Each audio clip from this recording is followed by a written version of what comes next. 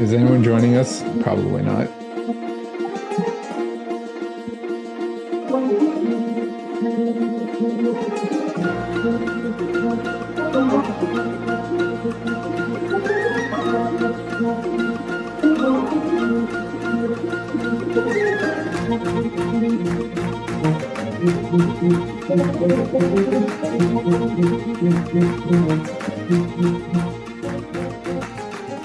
Welcome back to GoodFlickas, home of the GoodFlickas. Can you take our critiques? Let's find out as we dive into The Irishman. I keep fighting myself on this one because it's The Irishman, but The Irishman. I know that like as I'm saying it, it sounds like men. It is not plural. It is Irishman. But that doesn't sound cool. It's The Irishman. But yes, I am of course Matt, joined tonight with Brian and his best attire, of course. It is. I love that you break it out for all of our mob movies, as you should. Like, I mean, if you don't, I'm going to be upset with you now. Step over HGTV. Painting houses has a whole new meaning. Nice. We are going to skip her for now because she has run from her couch to take care of dinner duties, which is much necessary. So let's move on to Nick, the bearded badass, eating his plate full of non-vegetables.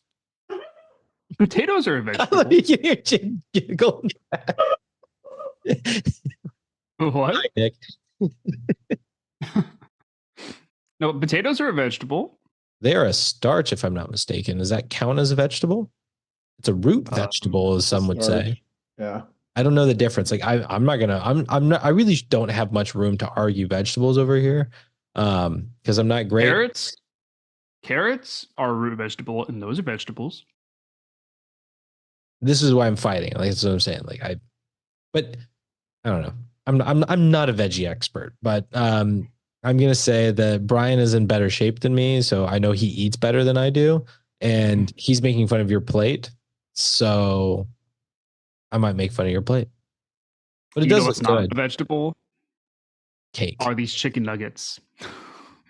Where'd you get the nuggets from? Like I know we've been talking Trader Joe's, but like do they have? I assume they've got some sort of nugget, but are these dino nuggets? These are like the bear breaded from Costco. Oh, okay. So we're moving on to our other big branded buddies, Costco.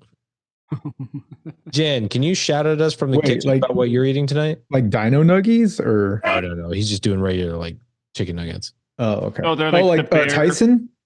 No, the brand is it's called Bear. And it's just like chicken breast chunks with like lightly breaded. So it's more like they're in the frozen section at Costco. Chick-fil-A or something. Yeah. Gotcha. Yes, Jen, who is joining us from the kitchen currently, will be on the couch soon. But yeah, can you shout at us how you're doing, Jen? Welcome for joining us and what you're eating tonight. I'm doing great, and we are having some roast beef, pinto beans, rice. Wait for that green. What? Said waiting for the green. Oh yeah, no greens. I had greens in my lunch. Sorry, Brian. All good. To make it worse, I had a beef and cheddar from Arby's for lunch today. Jesus. with curly fries and a diet Dr. Pepper. Oh my god. Have you guys ever listened to Tenacious D? No. Not recently, no. It's one of their old. It's from one of their old things, but they do a drive-through bit where it's Jack Black and Kyle Gass going through the drive-through, and Jack Black is ordering everything, literally everything on the menu, like a double bacon cheese, no, like all specifically like a Western bacon double burger cheese, but then he gets very specific about a Diet Coke, because I'm trying to watch my figure, but a chocolate milkshake, a fish fillet, some curly fries, like literally listing all of it, but a Diet Coke because I'm trying to watch my figure, so Dude, that reminds me when I was younger and I worked at the movie theater. and it was I hated working the concession stands. Just put me in the box office and leave me there, please. Minimal contact with people, they But suck. my God, dude, like you would get these people that are like, oh, can we get the candy, some boiled candy, and can we get like a jumbo popcorn with this extra butter, just really top it off. And like, oh, okay, would you like a drink? And they're like, how about a small diet? I'm like, yeah, accurate. They'll help you. You'll get there. Wash it down with a small drink. Sure. Yeah. No, there's nothing wrong with that. You don't drink your calories, you eat them. Well, and all that salt they're intake. Like, oh my God. Right. Oh, you need water. You need Yeah. H2O. Okay, first of all, hold up. Matt, this is coming from you, the guy who will order a large popcorn and a large soda when we go to the movie theaters. Hell yeah, because if you don't order, I go medium popcorn because I can't eat a full large. I know that about myself, but a medium, got you. Large cherry Coke if they got it. But that's also like, I really only get sodas when I go out and I'm at the movie theaters. You bet your ass I'm getting popcorn and a soda. That's an experience, son. Yeah. Like you wash down the popcorn, butter, and salt. I don't go to the movie theaters to worry about my health. I go to watch a movie and chow down on way too much salty, buttery ass popcorn and a large soda. That's why I go to the movie theaters to take a year off my life. Yeah. I'm fine with that. Worth it for all of the cinema I've seen in my life. All right. Well, we're gonna get going without Jen on screen yet. But actually, who picked this? Nick, you picked this one. So yes, Nick, please tell us why you allowed us to pick this for you. I see what you did there. Yeah, no, I just wanted to kind of switch it up a little bit, break up the monotony of, how we do things, and just kind of poll the audience a little bit. So I picked 3 movies that were all different. If like, you were to from poll each the other. audience, we'd still be waiting for a fucking movie. You know what I mean? Like you guys. Oh, yeah. The collaboration, Right. guys. It's okay. If I poll my fellow peers, my colleagues, Mm. and so I chose 3 different movies because I wanted just to have some variation. So the original picks were Jurassic Park, The Irishman, and Forgetting Sarah Marshall. 3 very different movies. And so I did a poll, and you spoke, and the ultimate winner ended up being The Irishman because of a coin toss. A coin toss, specifically. So that's why this movie was picked. Okay. So basically, Siri picked the movie. Cool. Yes. Yep. So I guess, like, as we initial thoughts and everything as well, I say the 3 of us also bring up why we picked this movie, or why we ultimately let Siri pick for us. I like that. Yeah. And Jen, I know that you did not pick this movie. So you tell us your pick and why you would have preferred that one. But Jed, if you want, you could give your reasons as to why you didn't pick it. Yeah. Does anybody want to volunteer to go first? I don't mind. Well, I'll go first. Okay. Okay, so I did not choose this movie. I was the only one that did not choose this movie. And I just wanted something like fun. And I thought Jurassic Park would be a lot more fun. This movie was very long, and the acting is phenomenal. You have to credit the actors. The story itself, though, is very sad. It's very sad to me. It's like, I don't know what it is, because, like, I enjoy Goodfellas. Like there's something about that where they just make being a criminal seem fun. But this one, it just was really sad. It's like, to me, it was like a dragged out 3-hour story, 3.5-hour story for what? Like maybe I missed something, but I'm like, what the heck was the point in all of that? And then like somewhere along, besides the acting, if they didn't have the A-list actors that they did, this movie would suck. Like I feel like it should have been a TV series. And we've said that so many times with, I feel like, well, okay, maybe with just Gotti. Oh, calm down, Jen. So take it down a notch. But it felt like we're missing parts of the story, and it just kind of scattered and very fast paced for me. So yeah, the actors though nailed it, and because of that, I'm giving it a 3. Nope. We're giving it a 2.8. 2.8. Final. Locked in. What's the sound effect from Who Wants to Be a Millionaire when they lock it in? Dun, dun.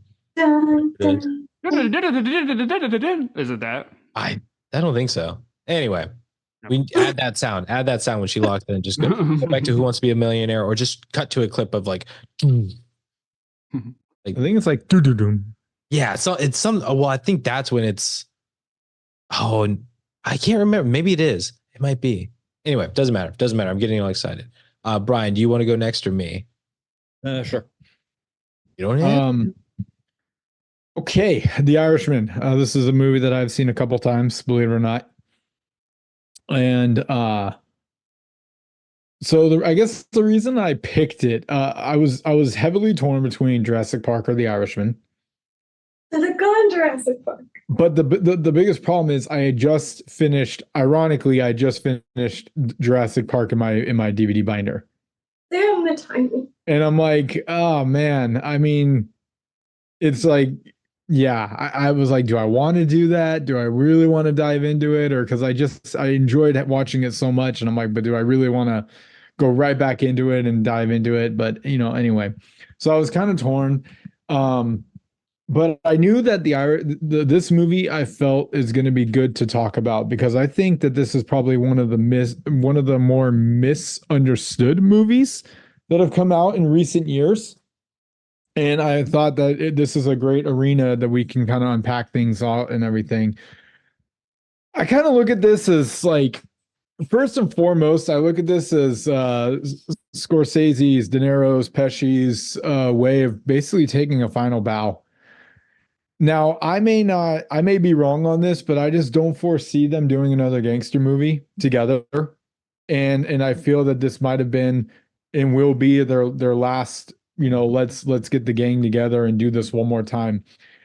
If you know Scorsese as much as I do, you're gonna see that this is a movie that is comprised of ages or generations of Scorsese. There is Goodfellas in this. There is Casino in this. There's bits of Departed in this. I mean, it is just so much of his art that he calls movies accumulated and combined into one. And the flow of it is, people are going to study this one, because it is not easy to do what he did, where it feels like it flows so smoothly in terms of the time. It makes you feel the way the character that you're watching during the film feels, especially towards the end, when really Frank is realizing that despite everything he's been through in life, all the conundrums, all the problems that he had to solve, it doesn't fucking matter anymore. because nothing stands to the sands of time, no matter what. And that, you know, I don't want to go into too far into it, but the scene where he's even saying, "Do you know who this is?" And the nurse is like, "No, no idea." I mean, we're talking like one of the biggest names at one point, and it is just blanket. We have no idea who that is. And once again, that's the power for the sands of time. And at the end, when you start to really like that whole length of a 3.5 hour, you truly feel that you've been almost I would say 2/3 of a lifetime with Frank. And that's why this movie is so long, because it's meant to make you feel that you've lived this same life that he has. And you, when you start to get towards the end and you start to feel that the like the emptiness is just so overpowering. And we'll talk about it later, but I mean, I think Scorsese just did a phenomenal job, of course, with the acting and the actors that he had, of really truly making the audience feel the way that these characters feel on screen. And I just feel that I've heard a lot of things about this movie where, oh, it's way too long, or it sucks, it's boring. There, you know, I just feel that it is just completely misunderstood, and I'm hoping we can kind of unpack things a little bit. There are some problems that I have with it, but what movie doesn't have its issues? But there's a lot of positives to talk about too. And I really look forward to this one. So I think that's kind of why the main reason I picked Irishman over Jurassic Park. Yeah, Jurassic Park is going to give you this blockbuster fun adventure, and I'm sure we'll do it at one point as a good flick show. But this is like a piece of art that we're about to really dive into and unpack versus a roller coaster ride that we are going to go on.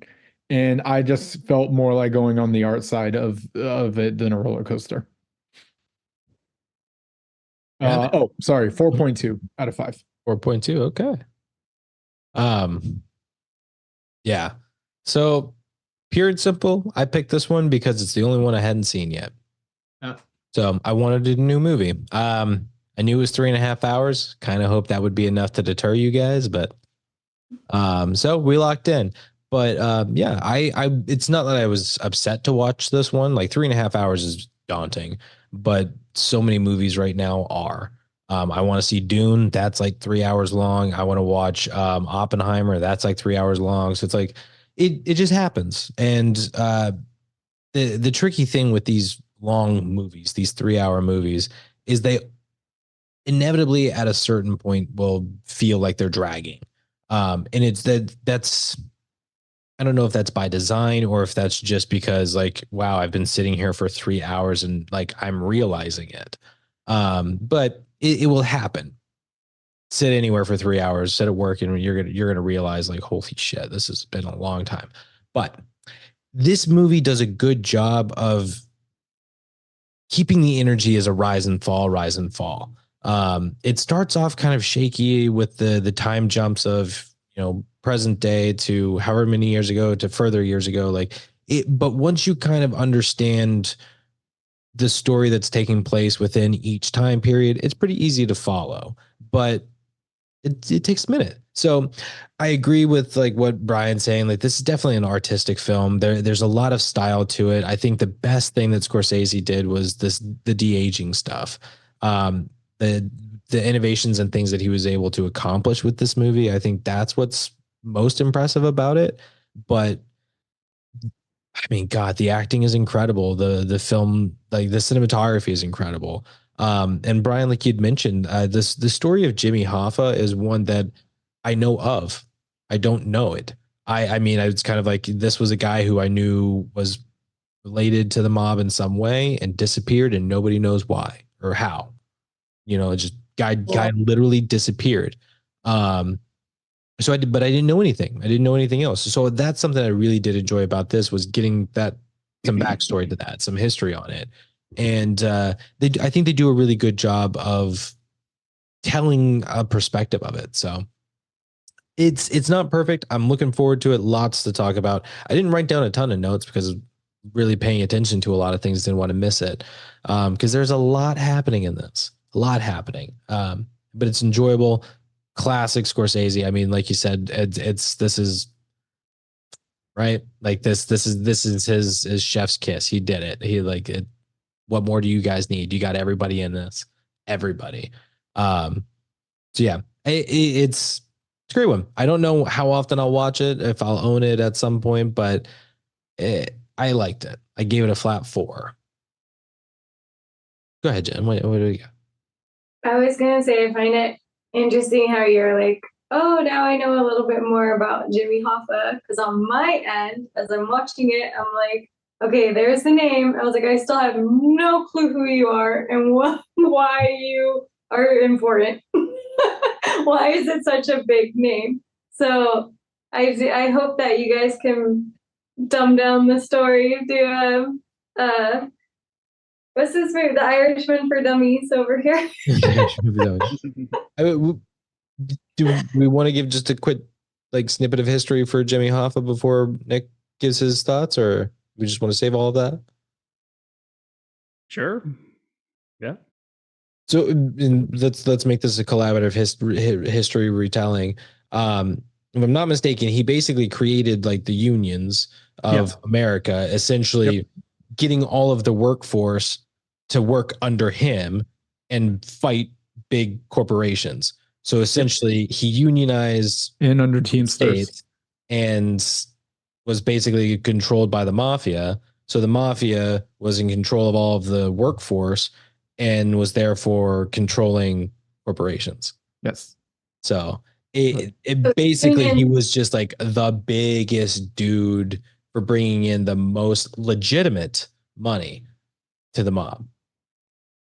That's the trick of it, because he basically created a business and a legal business, and that's why it was such a big deal to stop this guy. So you're saying that the union I'm under could potentially belong to the mob? Well, underground. I have no idea what I don't think so connection anymore. to unions is anymore. So like, I don't want to say yes or no. But unions have also expanded a lot since then. I think like because of Hoffa, they've added laws and changed things to make it less doable. I don't. So I don't think you have anything to worry about. I'm not worried. Embrace your union. I'm not here to stop you. Hey, and unions gets things done, right? Look at SAG, look at our WGA, Writers Guild. They get things done, they make things happen. Unions aren't a bad thing. They don't have to be. I'm union. There you go. See, you guys aren't bad people, are you? Been behind those for years. And basically, if anyone doesn't know that's listening, is for unions, the people that are part of the union, they just pay union dues. Yeah. And that's pretty much what that's pretty much what Jimmy Hoffa was, and that's how he was, managing all this money that was coming in. And of course, not only were you doing that, but you also were essentially protected by the mob. And that was like their way of getting people to join the union even more. It's like, not only are you going to have Jimmy Hoffa as your head guy, but you're going to have some mob muscle behind you where no one's going to mess with your business. And believe me, if our money is involved in this, your business is going to thrive, because we're not going to make moves on something that's a dud. That's just not going to happen. Yeah. Oh, dude had some power. So this was a lot of fun. Yeah, I pay $26 a paycheck to the mafia. I'm careful saying that when your job is actually working for the police. Yeah, the mafia controls the police, don't you know? He's joking. Don't shut us down. Whoop whoop. Yeah. Oh no, there's people rushing into Nick's house. What are they doing? Leave him alone. He's just an innocent. I'm an innocent. I didn't know we were in Chicago. We could be anywhere, man. It's the magic of media. Chicago in the 50s? When did we time travel? Oh, is it my siren? Whoop whoop.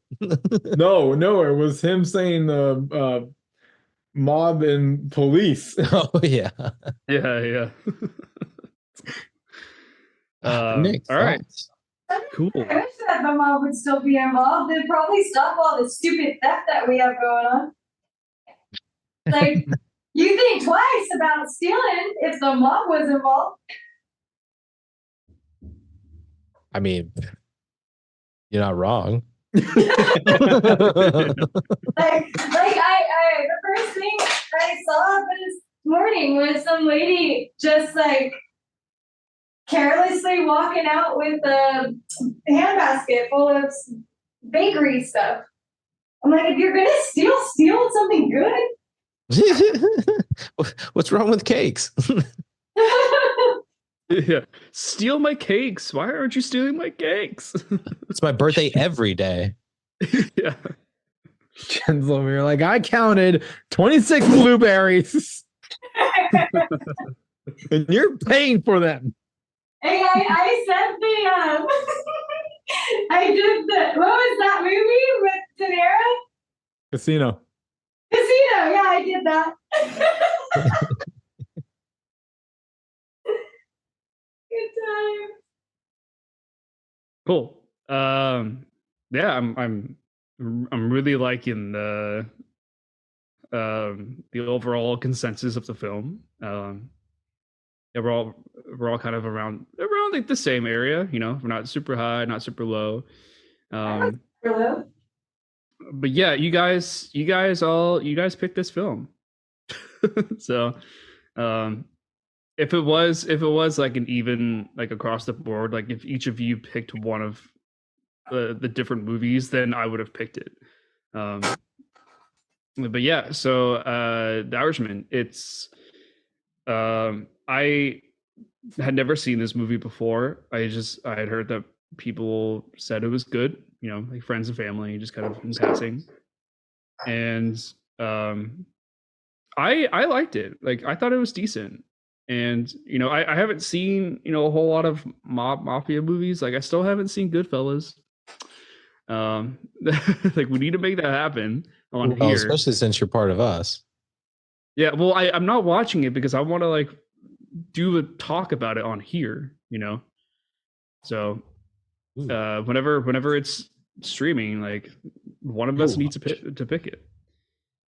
But yeah, I did enjoy this movie. It, even though it was over 3 hours long, like it wasn't like a painful 3 hours. It, like, I watched it all in one sitting, and I never you know got like tired or like dozed off or distracted. Like, I was there's something about the storytelling of this film. It just, you're just kind of there, like like you're kind of along for the ride, you know, like you're just kind of next to it all the time. Just like at a like a fly on the wall, you know, like you're just kind of witnessing all of these events happening. And it's just it's fascinating to me. And like the fact that, you know, a lot of this stuff is true, that adds to the element of being like, whoa, like not only is this fascinating, but it's also true. So like I thought it was really well told. I think that the pacing was really good. It didn't feel too slow or too quick. Like you guys have said, the acting is phenomenal. Like they're just so natural when they deliver their lines and having conversations with each other and like just kind of acting the part of like a mafia person. Like they did a really good job. I do wish that there were some more like details that they could have expanded on, you know, on a lot of like cameo characters, like a lot of those like freeze frames of like, oh, this is so and so and he was shot in the head 3 times in 1980. Like, I kind of wish we had gotten a little bit more about those people because they kind of draw attention to them. Did anybody else think 1980 was a bad year to be a mobster? Yeah. The early 80s sounds like a bad time. And 79. Not a good time. Oh. But yeah, I enjoyed it. It's not my favorite movie. Do I think that it could have been a little bit better? Yeah, I think there's some room for improvement, but I was shocked with myself that I sat through all 3.5 hours and I was like, oh, okay. I just watched a 3.5 hour movie. Like typically I'd be like, it's just so boring, so slow. Um, but yeah, so I give this a 3.9 out of 5. So it was really close, Matt. Super close. But You wish. Yeah. Nice. So it sounds like for the most part, scores are pretty close. I mean, even with Jen's relatively low one, I mean, it's shouldn't be terrible. What did Nick give it? I missed that. 3.9. Okay. And Nick, you're sounding a little bit low. Do you mind turning yourself up just a wee bit?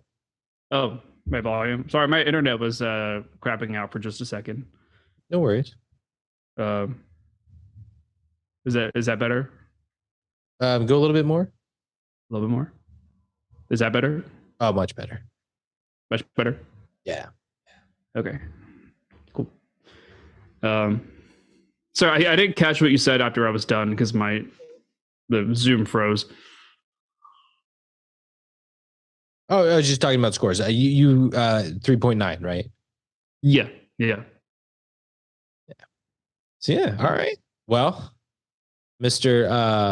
3.9, do you have a song to send us into fun facts with, or you just gonna freestyle it? Freestyle it, baby. All right, here we go. All right, let's see. take your time. Get yourself hype.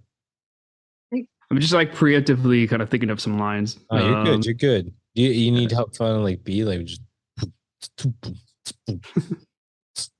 That's all I got, man. No. I don't need a professional instrumental right now. I can't remember this quote or like what it's from, but like I can be your human beef box. Your human beatbox. Yeah, beatbox. Beef box? I don't remember what it's from. Nobody's saying beatbox. All right. We've got a film called The Irishman. All these other movies in the trash bin. We got Robert De Niro and Joe Pesci. You're looking at the actors, all the besties. It's a crime film, so you better get down with it. Matt's over here looking like a clown with it. And Jen's got a bowl with a bunch of food.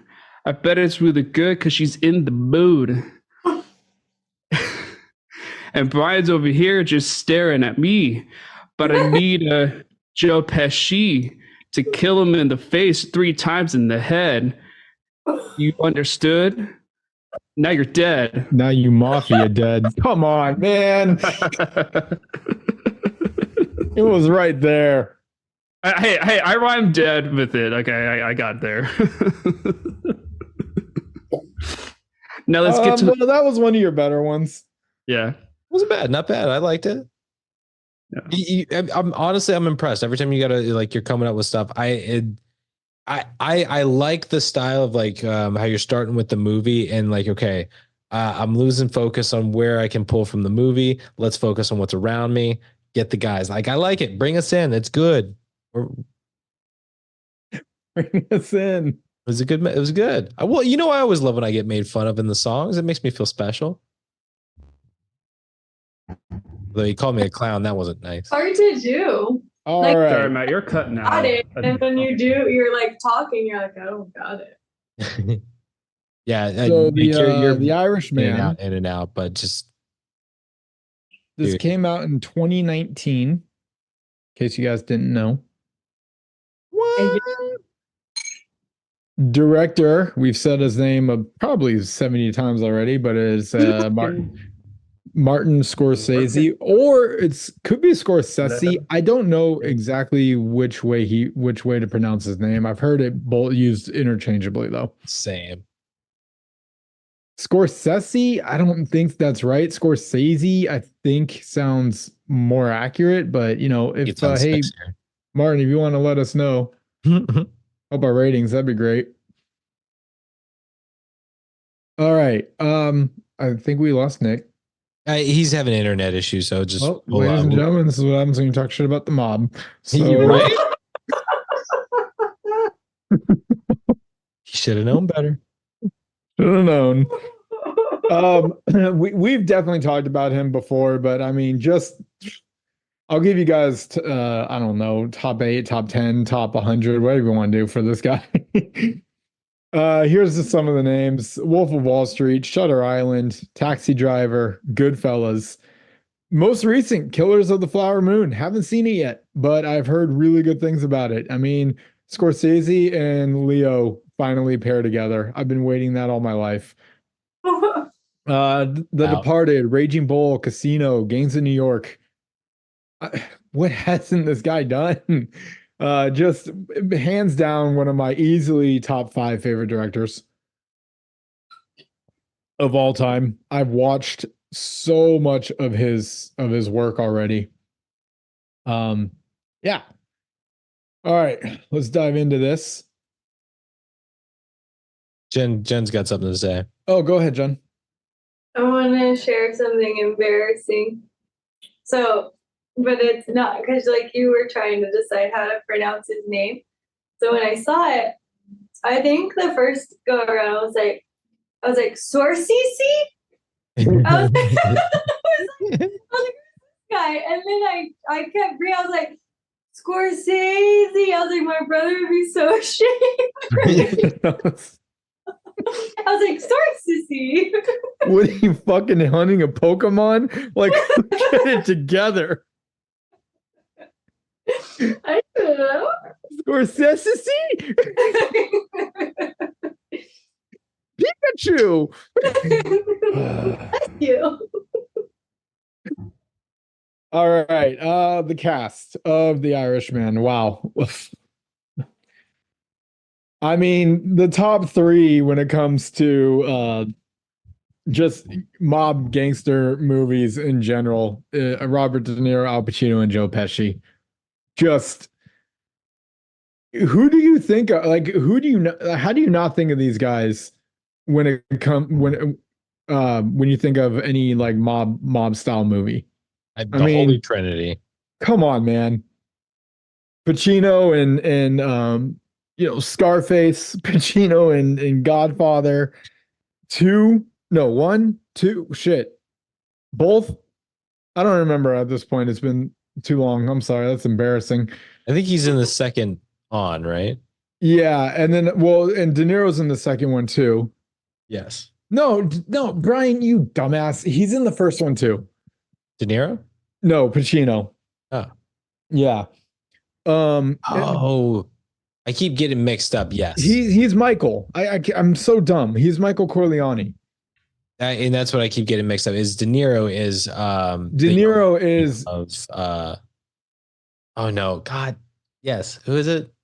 You tell me. I haven't seen the movie. Well, the actor Marlon Brando. Yeah. But he's the Don. Don Corleone. Don Corleone, and he is young Don Corleone. He is before Michael exists. Yes. That's right. Yeah. Okay. And then of course Joe Pesci, Casino, Goodfellas. I mean, God, these guys just have their hands in the cookie jar of mobster gangster movies. Also, De Niro, Once Upon a Time in America, a little 4-hour movie. If you ever wanted to give a run on that one. Which is, I always think of this one and can never remember which movie it is, but it's the one where De Niro he's a father and his son is kind of like finding his way into the mob. Is it A Bronx Tale? Where his son ends up like dating a black girl and it's like kind of a big deal. Oh, you know what I'm talking about? I do. I don't remember though. I'm sorry. Is it A Bronx Tale? I just can never remember what movie it is. But it's one of those where it's like it's a mobster movie where De Niro's on the non-mob side. Which is that's yeah. It's a bit odd because it's like he still gives that presence, but it's like he's in the opposition. Yeah. Let me see if I can find it. I can never remember. So Robert De Niro plays Frank Sheeran, Al Pacino, Jimmy Hoffa, Joe Pesci, Russell Bufalino. I mean, those are definitely your big ones. You may or may not have noticed him, but Harvey Keitel. Yeah. Anyone pick him out? Oh yeah. Yeah. Who is that? Harvey Keitel is plays Angelo Bruno. Oh yeah. That's the wolf. Are you kidding me? Yeah. He come to collect. I mean that I always think of like or going back to when we did Reservoir Dogs. Oh yeah. You're gonna be okay. You're gonna be See, Mr. Orange, I don't okay. remember his like I don't remember his name. I don't. Was he white? I think it was Mr. White. He might have been Mr. White. I think I feel like he had a good color. because Buscemi was pink, right? The only one I remember. I can't remember who Brown is. Yeah. Mm. I think he was Mr. White. That movie was horrible. Did anyone have any other actors that they wanted to bring to spotlight or talk about or performances? Anything? Go ahead, Matt. There's so many big stars in this name, so I'm not gonna stick on the yeah. Ray Romano was surprised to see him. That was awesome. Bobby Cannavale. He's been showing up in so many different things as like a scary guy, but also as a comedian. He was Razor in this movie. Okay. That guy, like he can be scary as hell, but he can be funny as hell too. I want to shout out Anna Paquin only because ultimately I'm curious to why she was even cast. She says one word 3 times. Anyway, Stephen Graham, who was what do they call him, the little guy, but pro. Yeah. I always go back to what is it? Snatch. So Guy Ritchie, like I think of him because this guy's a British actor and he was crushing it as this mafia dude. Mhm. I think it's the last name that I really wanted to shout out was I had to pull it. Oh, sorry, three others. Stephen Van Zant from the E Street Band. I didn't know he was in this, so I'm gonna have to look him up. But he played Jerry Vale. Jim Norton, who played Don Rickles. I knew that was Jim Norton, who was the comedian, but I didn't know he was actually Don Rickles. I thought that was just some random comedian. So that was a fun thing to find out. Last one, Sebastian Manis. Oh, God, I hate it. Maniscalco. He's a comedian, but the big shout out is he was in Super Mario Brothers as Spike. So we just watched the movie. Oh, really? Yeah, it's the voice of Spike, but he played Crazy Joe in this. Yeah. So those are the ones I wanted to shout out. But Jen, you've been very patient as I ran through my long list. No, that's okay.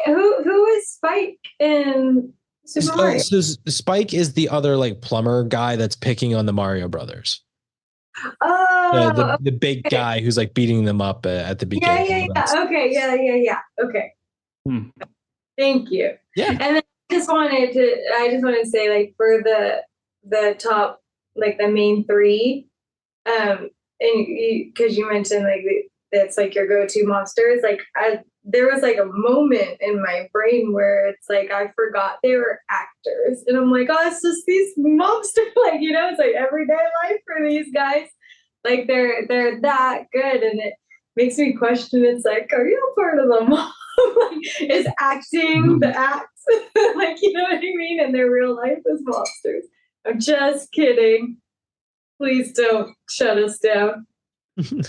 Don't cancel us before we get started.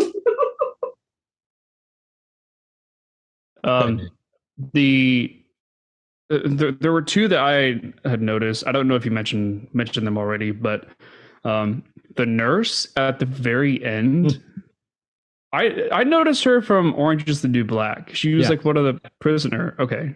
She was the did one you mention that her was already? She was the one that was pregnant. It's right. Yeah. I don't remember her name. Dasha. Yeah, I don't either. I just what? So the actress just pulled her up real fast because I was in the credits. The actress who played the nurse was is Dasha Polanco, and she played Dayanara Diaz. That's what it was. Yes. Yeah. It's all coming back to me. Yeah, and then her mom was her mom is a famous actress. Holy She was crap! like a Why, short woman, like a short petite woman. dude? Right? Why am I forgetting it, dude? She played she was in a Adam Sandler movie. Who are we talking about? Diaz's mom in Orange is the New Black. Oh, I don't know who her mom was. Yeah.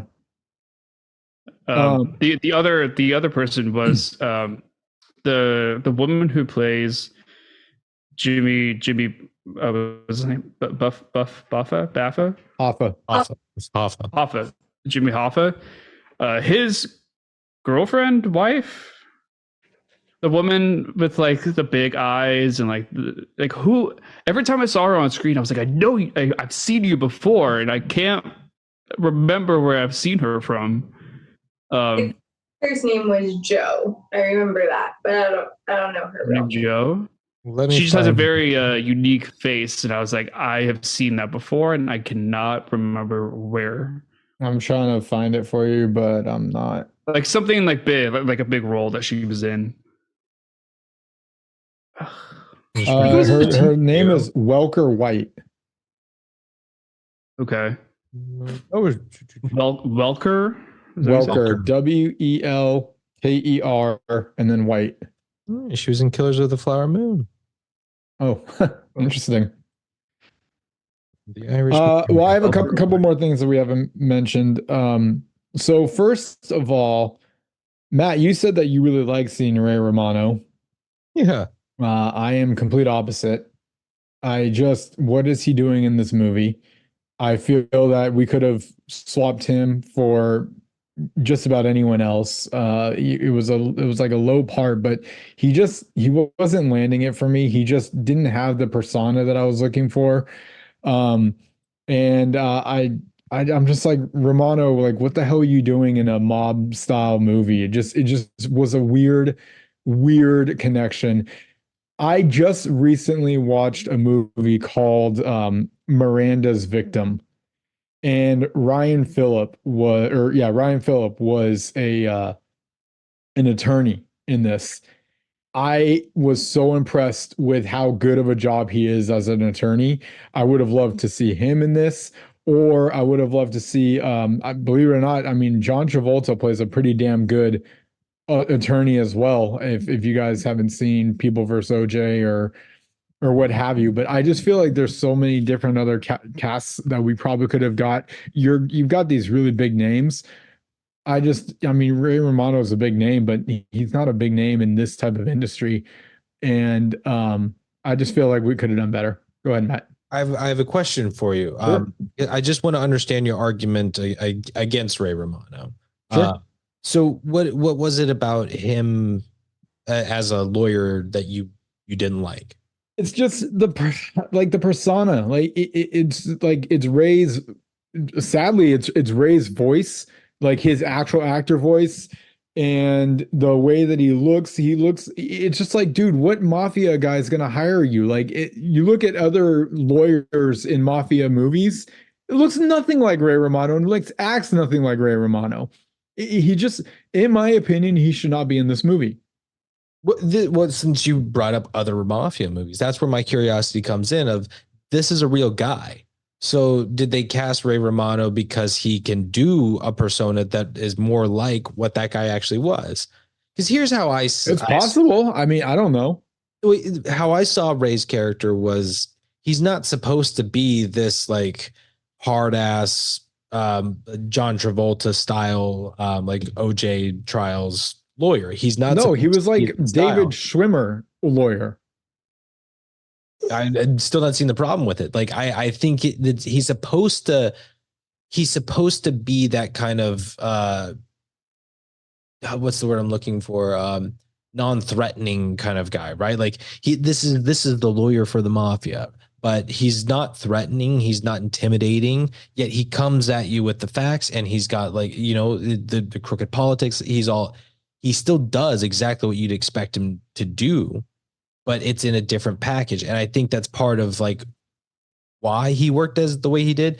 Not to mention, it is like it's family, right? That's how he's gotten connected. He's the lawyer. He's cousins with Russ, who's like the top dog. So But yeah, I think it just doesn't work for me. It never has. I've watched it like 3 or 4 times now, and every time I see him, I just get annoyed, and that's a true nitpick. no, that's fair. Like I'm not going to try and sell you on it, but Yeah. I enjoyed him. But and then the other thing, Stephen Graham, I feel he did a great job with Pro or as Pro. I have no quarrel there, but give me Ray Liotta.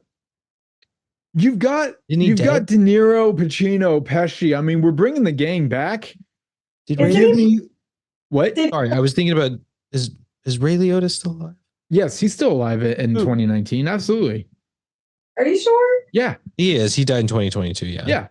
Oh. Yeah, I was gonna say he died last year. This being so like 19, and he was doing movies up until he passed away too. Yeah. So it's not like he was out of the biz. Yeah.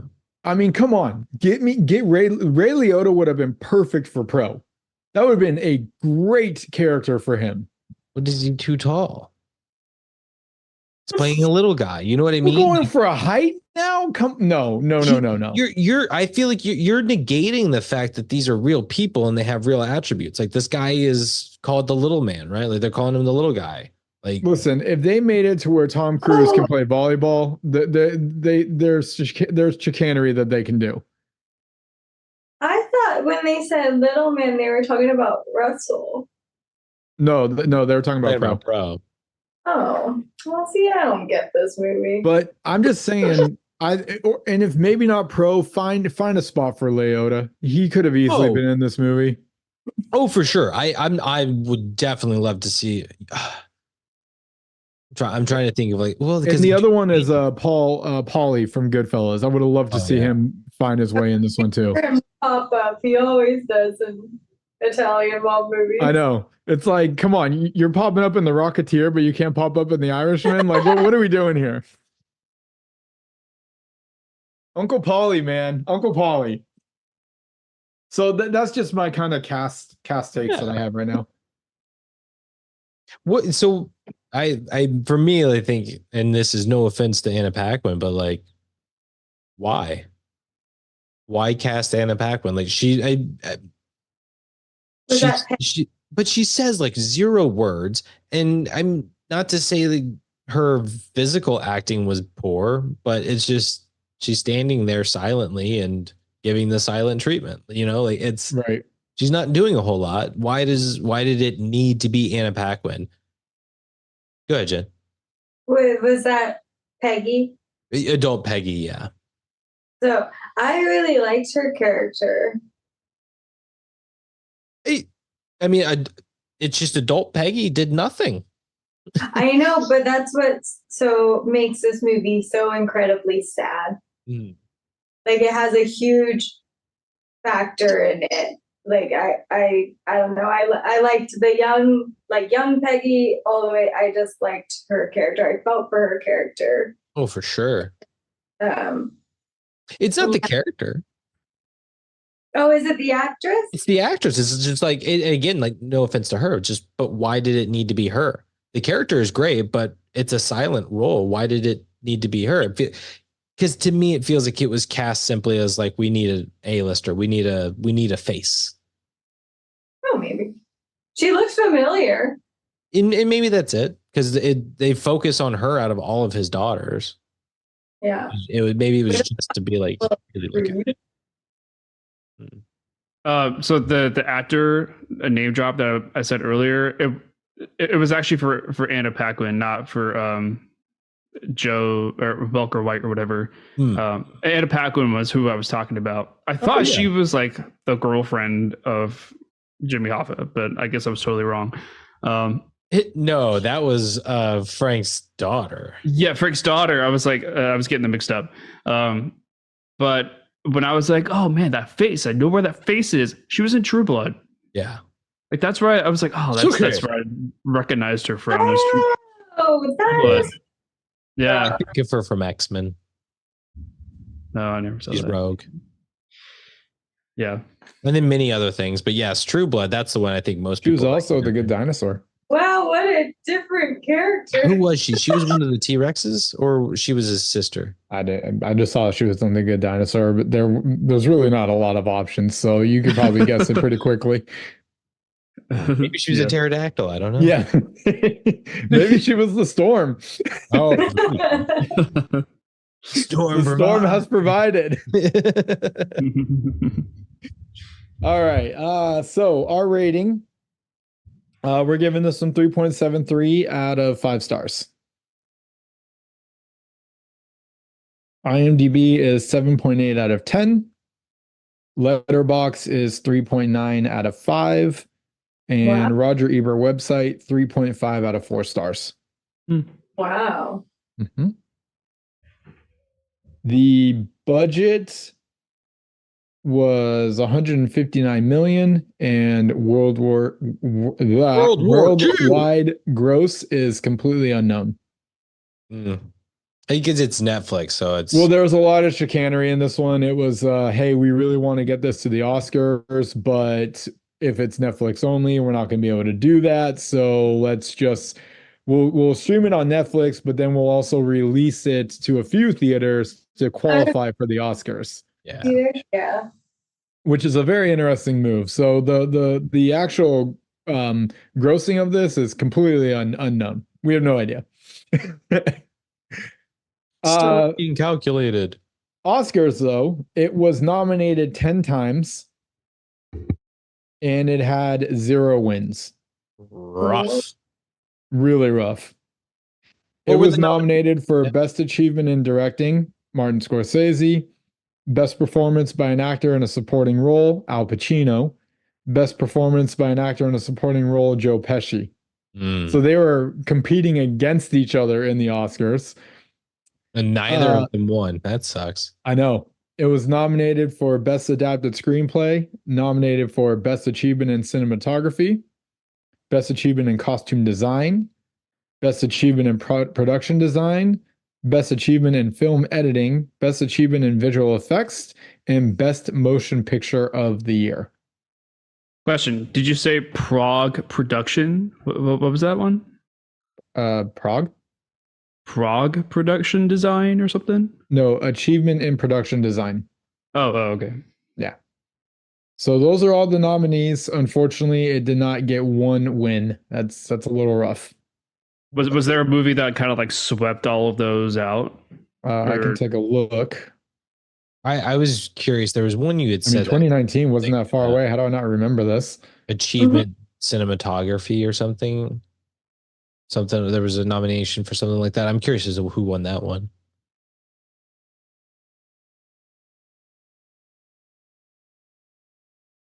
Wait. I mean, this is what, 2019? Yeah, I forgot. Do you click on the 2020 awards to see? Yeah, to see the 2019. Okay. Oh, that's right. So your best motion picture is Parasite. Mm. That one was a wild movie if you haven't seen it.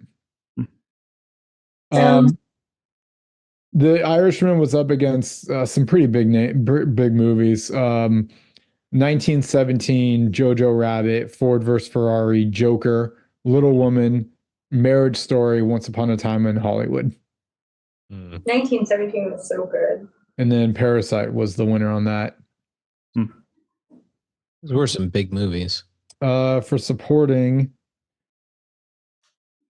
Brad Pitt took the win for supporting role in Once Upon a Time in Hollywood over Pacino, Pesci.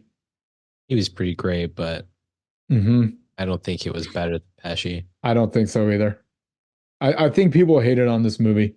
Probably because it was so long. It's just misunderstood. It's what I said at the top of the show. It's misunderstood. I think its length is the deterring factor. Yep, because of all the damn TikTokers of the world. Yeah. So anyway, that's a little about the awards. As far as Golden Globes, 5 nominees, 0 wins. Oof, rough year for the Irishman. I'm telling you, Irishman is completely misunderstood. Fuck you guys all. You guys will know 10 years from now when you rewatch it, you'll be like, wow, we really missed the mark on that one. Yeah, No, like when all the actors die, and they're gonna be like, "Man, we should really have given that movie more love." I will support The Irishman to the day I die. It's not a 5-star, and I'm never going to call it a 5-star, but it is not what people are making it out to be at all. No. it's more like a 2 rating. You're right. All right. So the house at the beginning is the same house in Goodfellas. I thought so. Mm-hmm. Oh, in the suburb, that suburban house. There were a couple of like outside shots that I was like, that looks familiar. Right. I mean, the Copacabana is featured in it. It's like, dude, I'm telling you, if you know Scorsese, you really will start to be able to pick some of the things. I was like, damn it, Scorsese, you were so good. When Copacabana came in, I was like, at the Copa. Yeah. Fucking the shot that changed the world. So obviously the Irishman is 100% well known for the de-aging CGI that they used. I want to take a quick minute to talk about this because once again, the Irishman taking on a lot of hate because of this de-aging thing where they're like, what are you talking about? Like De Niro barely looked any younger than he was. And I'm like, again, people missing the point. It's not that they were trying to make De Niro look like a Goodfella De Niro or a Casino De Niro, or same with Pesci. They were trying to make De Niro and Pesci look like young Frank Sheerans and young Russells. And I think they did a fantastic job. And I mean, we're talking, I want to say they were, I think De Niro himself, real life, was like 78 when he's filming this movie. And What? he's playing like a 40-year-old something in the movie, and it looks pretty damn good. It's like, so the fact that you're looking for like young stud Pesci and De Niro from Goodfellas and Casino, it's not gonna happen. You're not gonna get that. But what you are gonna get is a really cool de-aging process that they did to amplify this movie, and I commend them for it. Go ahead, Nick. So I had some questions about this because I was a little confused because you clearly see Robert De Niro like as like young, like de-ageified, if that's a term. It is now. To looking like a younger version of the Frank character. Mm-hmm. The problem that I have a little bit is that during the same time frame when they're back in time. Joe Pesci Pesci's character like doesn't look that much younger to me, and I felt like the two of them didn't really get the same treatment in terms of the de-aging. Well, I could be wrong, but I think Pesci's supposed to be older in general, like not in real life, but Russell is supposed to be I'm 10 years, maybe 10-year gap between him and Frank. Is it 10 years? I'm guessing. I'm ballparking. I haven't done the research on what the real ages were. Okay, because I was looking at it in terms of like how young they look compared to present day, and I just felt like Pesci's character Russell didn't look like in comparison. I think it's supposed to be like that because even at one point Russell calls him kid, and there's clearly an age difference between the two of them. Okay. The second thing is, are you saying that the de-aging was done with like CGI or was it all practical? Like, do you have fun facts about that? Go ahead, Matt. So if you guys look in GoodFlickas, I just sent an article that actually talks about how they made it. This was sent to me by Jamie, so I recommend you guys give it a quick read at a certain point. But essentially, what happened was, yes, they used the real actors, and they didn't use motion capture, they didn't use green screen. They used a camera that was rigged with 2 other cameras to basically be scanning the faces, and then rigged that to a computer database using AI to de-age them quickly. So, and they also used actual cosmetics and makeup and things like that too. So De Niro got the majority of it when he was like made young to be 40. I mean, they literally cut his age in half. Yeah. So like that's the youngest that they really push. And then they do a bit of de-aging for Pesci in that time period. But as it goes on, I think like later on when Frank is probably like 50s, 60s, they're doing very little de-aging to Pesci and everyone else. Like, and then it gets to the point where they're modern day. Now it's all prosthetic. That's them in makeup and prosthetics. Yeah, because they obviously look older than they actually look in real life. Yeah. So I thought they did an incredible job with the de-aging where it's not perfect. There were a couple of different times where I was watching, I was like, his eyes randomly flash purple. That's weird. His shoulders seem to look like he's turtling. Like, so like there are certain things where obviously they had to use like body doubles and then superimpose faces for stuff. Like you can't have a 78-year-old running through diners shooting people and hopping into cars, like that's not going to be De Niro. But those things, they still look really good. But the scenes where they're sitting down talking and just having a conversation, de-aging looks really, really good. Yeah. So yeah, I absolutely, this is one of the things that I give this movie the biggest props for, of what they were able to like invent and come up with. But ultimately, I do the article you guys can read. One of the things it kind of brings up is like the morality and ethics of like, how often should we use this kind of technology? Should we even use it and just have, more actors who are just playing the younger versions like we always have, So it's an interesting thing to be able to use one actor and have him play different ranges of ages. Like that's a really cool thing to be able to do. And in certain moments, especially like with flashback kind of stuff. So think about Indiana Jones and the Dial of Destiny, right? Where they do flashbacks of Indy from back in the day. If it's freaking Harrison Ford they're doing it, like how cool is it that it's physical Harrison Ford? They're just doing some scans to make him look younger and tighten things up. It's like that's cool. That's really cool. I think it was Nick and then Jen. Well, Jen, you had your hand up first, then you put it down. Yeah, I was trying to find better, but I'll just say what I found. We might be able to figure out the age gap between them. Okay. Russell and Frank. Yeah. So it says that we see Robert De Niro when he is 24, 30, 36, 41, 50, and 65. And after that, the makeup takes over to get to 83 when he dies. And then Joe Pesci is more limited in that he starts at 50 and ends at 83. So we know, because like Pesci dies before Frank did. So do we know that, I don't know, did they say what year it was when he passed? Because then we can figure it out that way. And we haven't gotten into the movie or anything yet, but that's kind of one of the things with the story jumping around like it does. It's never really clear what year it is. Yeah. But I'm looking up Russell Buffalino. I got Frank Sheeran's birthday. You got Sharon? I got Russell's. Okay, I've got Sharon born October 25th, 1920. Russell Buffalino, October 29th, 1903. Oh, okay. Oh, wow. 17 years. 17-year difference. There we go. We did it. It checks out. It checks out that he's a lot older.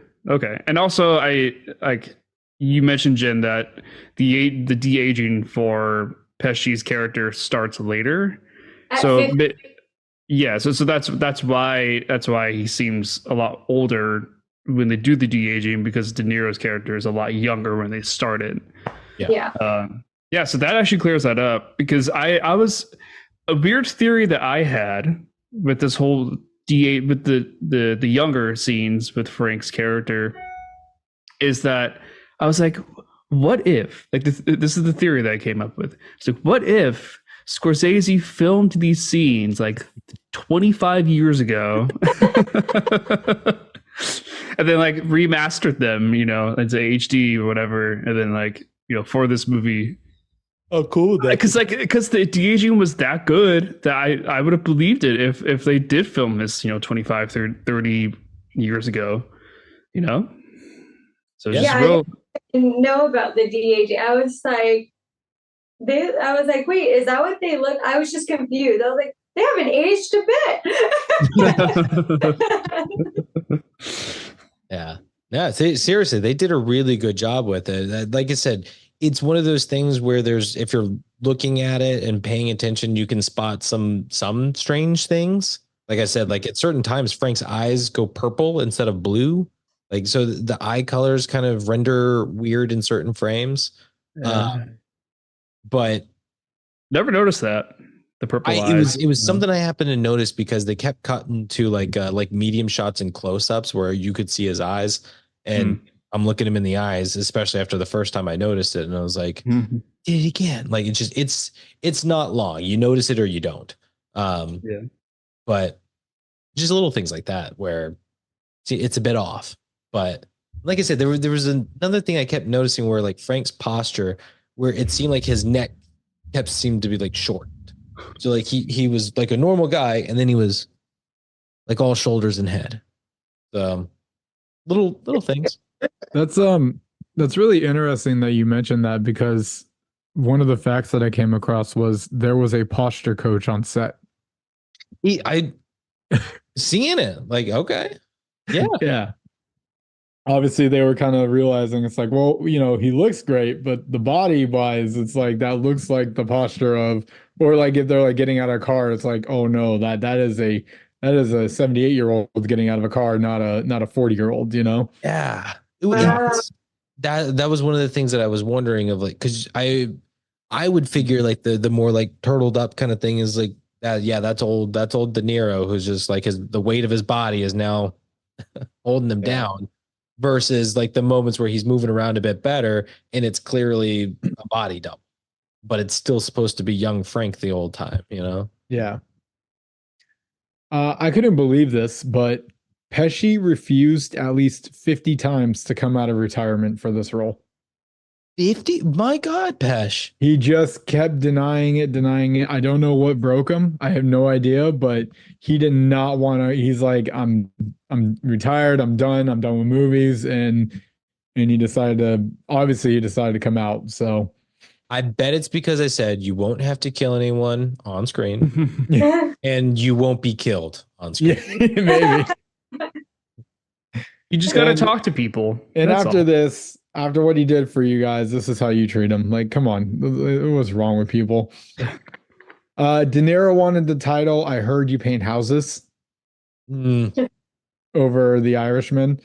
And the reason why is because De Niro was reading the book titled I Heard You Paint Houses for research that he was doing research on stories that Scorsese wanted to do. And De Niro came up and said, scratch everything you've been thinking. This is the story we should tell. And then he's like, also, I think the title of the movie should be I Heard You Paint Houses over The Irishman. Okay. I don't know which one I like better. I think I Heard You Paint Houses is a better title. Isn't that like a title drop within the movie earlier where it's like it's words that pop up? Oh, like on text on screen. It's like, I heard you paint houses. Yeah. To me, like that was kind of one of those things where it's like, yeah, that felt like that should be the title too. Yeah. Yeah. And to hear that's the name of the book that it's based off of, like, well, duh. Or call it like The House Painter or something. I don't know why this didn't register until I actually read the fact, and I was like, son of a bitch, that's actually correct. This is the first time Scorsese and Pacino worked together. Damn. Yeah. Maybe that's what got Pesci out. He is apparently Pacino has always been an actor Scorsese wanted to work with and was so happy that he finally got to. I bet it was like Because Scorsese seems like the type of guy where he has people in certain like for certain roles. Oh, And like it's just like he puts De Niro in the role because that's who needs to be in it. But like Pesci because that's who needs to be in it. And he Leo. couldn't find anything for Pacino, you know, like he just couldn't find that right fit that he was like, no, that's out. And then he gets Jimmy Hoffa. And it's like, that's the guy. Yeah. It is blowing my mind that this is the first time 50 years of filmmaking and finally they make a movie together. Yeah, I know. It's wild. That's it took 106 days to film. Damn. Good God. Is that a long time or a short time? Yeah.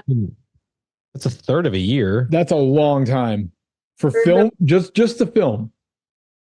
I thought movie productions took about like 3 months to film. I don't think so. It depends. I mean, something like this, I could see it. I mean, it's quite. It's usually like a summer. Like a summer is usually when they film stuff. I think they aim to do it in about 2 months. Is it How 2? long was it I thought like 30 to 45 days is the average. That's No, that's too a short. bit too short. Yeah, I think. Also, this is a 3.5 hour long movie. Like, Yeah. yeah. Like, I think a 2 to 3 month period because most people can be into 2 to 3 movies a year. Yeah. Depending on how big of a role they have. True. What were you saying, Jen? Oh, I was wondering how long it was before the edit. Yeah. Oh, The God. director's cut. The 12-hour long movie. Yeah. So 106 days, not bad. The Snyder Scorsese edit.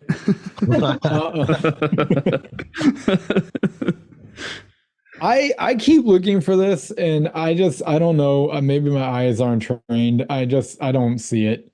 But each decade was filmed to have a different look to it. So the 60s had a different color, the 70s had a different color, and that's all that they're referring to. I've really looked hard on this one, and I'm like, I don't even know when we're in the 60s, we're in the 80s. The timeline is rough, and we'll talk about that later. But anyway, Pacino didn't know his ice cream was going to be swatted. Wait, what? His ice cream was going to be swatted? Yeah. He had in the scene, he had no idea that they were going to do that. It was kept secret from him. Oh, that is fantastic. I'd be so pissed. There's a massive spoiler hidden in the opening scene. Did anyone catch it? Can you refresh my mind with the opening scene? Because to me, it's the voiceover. But yeah, when he's telling about how and then he started painting houses and blah blah blah. Mm-hmm. I just remember the song. Oh, still in the still of the night. Of course.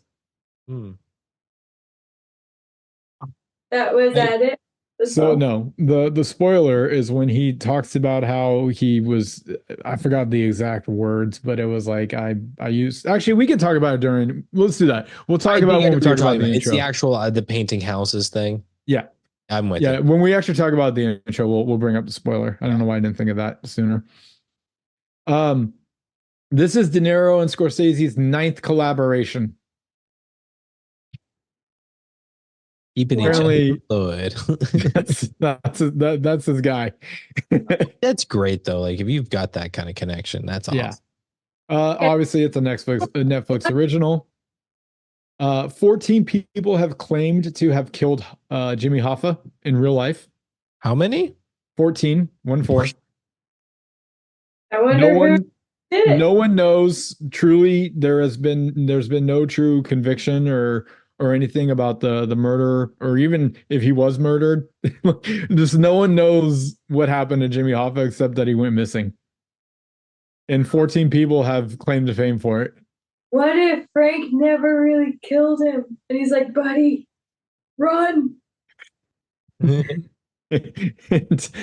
Jump on you're going on the lam. Yep. This one is interesting. The movie The Irishman has been given a nickname. and the nickname it's been given is the Forrest Gump of gangsters. Okay. And it's basically because someone is telling a story that goes decades over decades over decades of time. Okay. And it's told by one person and all that stuff. And I'm like, all right, I guess we're having a little fun with this one now. I get it. I get it. Yeah. That's fair. Yeah.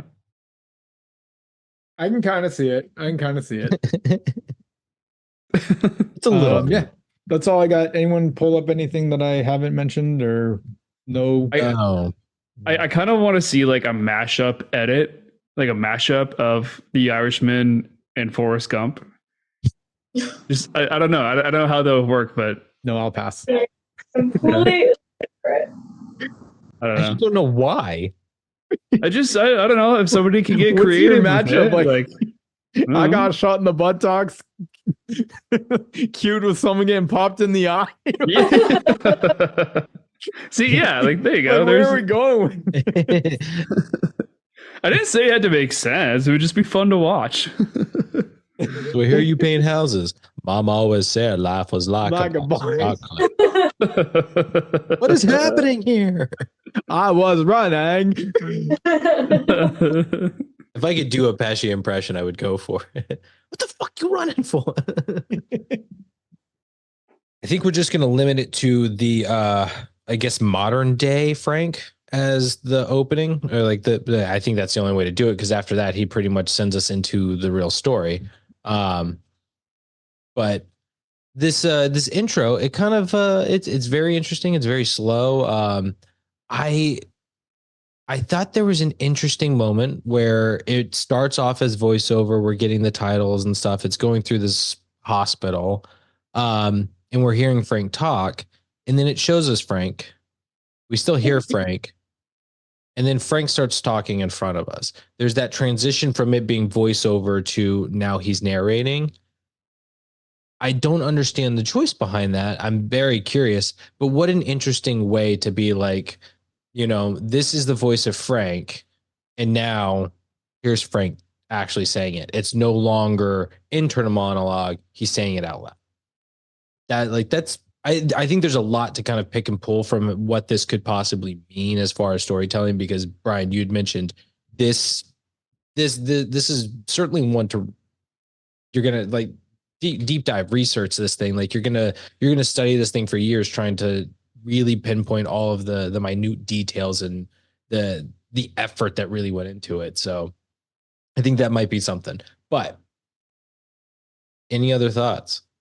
Brian, I know you've got something. Yeah. Well, I mean, really, there's not much to talk about the intro. It is very interesting. I think it hits you with a really interesting needle drop right off the bat. It's like, you know, you're dealing with a Irish, or I'm sorry, an Italian mafia mob movie, and all of a sudden the very first thing you hear is "In the Still of the Night," and you're like, That's weird. whoa. That's interesting. And Scorsese, I think, does a fantastic job of reminding you who you're watching right off the bat with the non-cutaway as we're entering the retirement home. No cuts, no anything, just follow me with the camera. I'm like, okay, we're in a Scorsese film. You know, it's right there. But the unfortunately, the spoiler that happens, and you know, you can chalk it up to editing, but did you notice that when he's talking about how he used to be nobody and then he became somebody, he started painting houses, all that stuff, and it cuts to him killing somebody, where you know the gun fires, and he's from the back, he's from behind someone. Well, there's a spoiler right there. The person that he's killing is Jimmy Hoffa. You can clearly see it. Wait, can you repeat that? When he's talking about in the beginning, he's talking about how he used to be He used to be a nobody, then he started to paint, and then he became a somebody, and he started painting houses. And it cuts it cuts out of the nursing home into an assassinate or into a murder where he's behind him, or he's behind somebody, he pulls the trigger, and you see the blood on the wall. Yes. Well, the way that it's edited, you can clearly see that it's Jimmy Hoffa in his red shirt that he dies in. Oh. And I'm like, ooh, that's a big, big spoiler. But we don't know that in the beginning. Like for the first time watching it, like we don't know that. Right? You may or may not. I mean, if you know what Al Pacino looks like and you know what character he plays. So, okay. No, I think it was absolutely done on purpose. And Probably. But because it happened so fast, you don't get a good look because like it's very quick. Yeah. I'm trying to pull it up now just to like see it. So I can, like pause and be like, holy shit, it absolutely is him. I think that's just like a brilliant way, because the whole point of this movie, like when you look at the synopsis on IMDb and all that, it all says, the alleged murderer, Frank, so it's all saying like he did it. Like it's all implying that he did it. And that's what's happening right there. Is like, boom, it's that, did he do it? And you don't know who he killed. Like you said, that's him just kind of saying like, I started painting houses.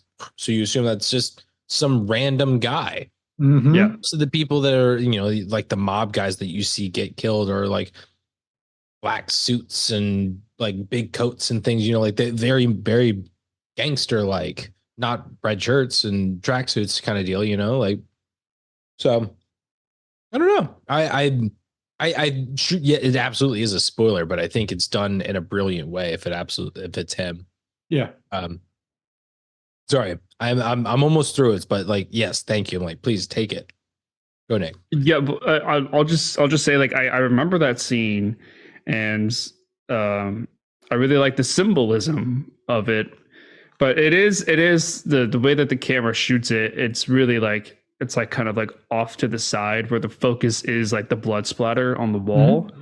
And so when you're watching this for the first time, you're not really you're not specifically drawn to look at the face of the person. So maybe that's why I just didn't even connect the two, because I just never like the way that they film it. It directs your face, or it directs your eyes elsewhere on the screen. So, like you could say it's a spoiler, but I don't think it's like in your face that it's a spoiler. If that makes sense. Yeah. Yeah. It's a spoiler the second time you watch. Yeah.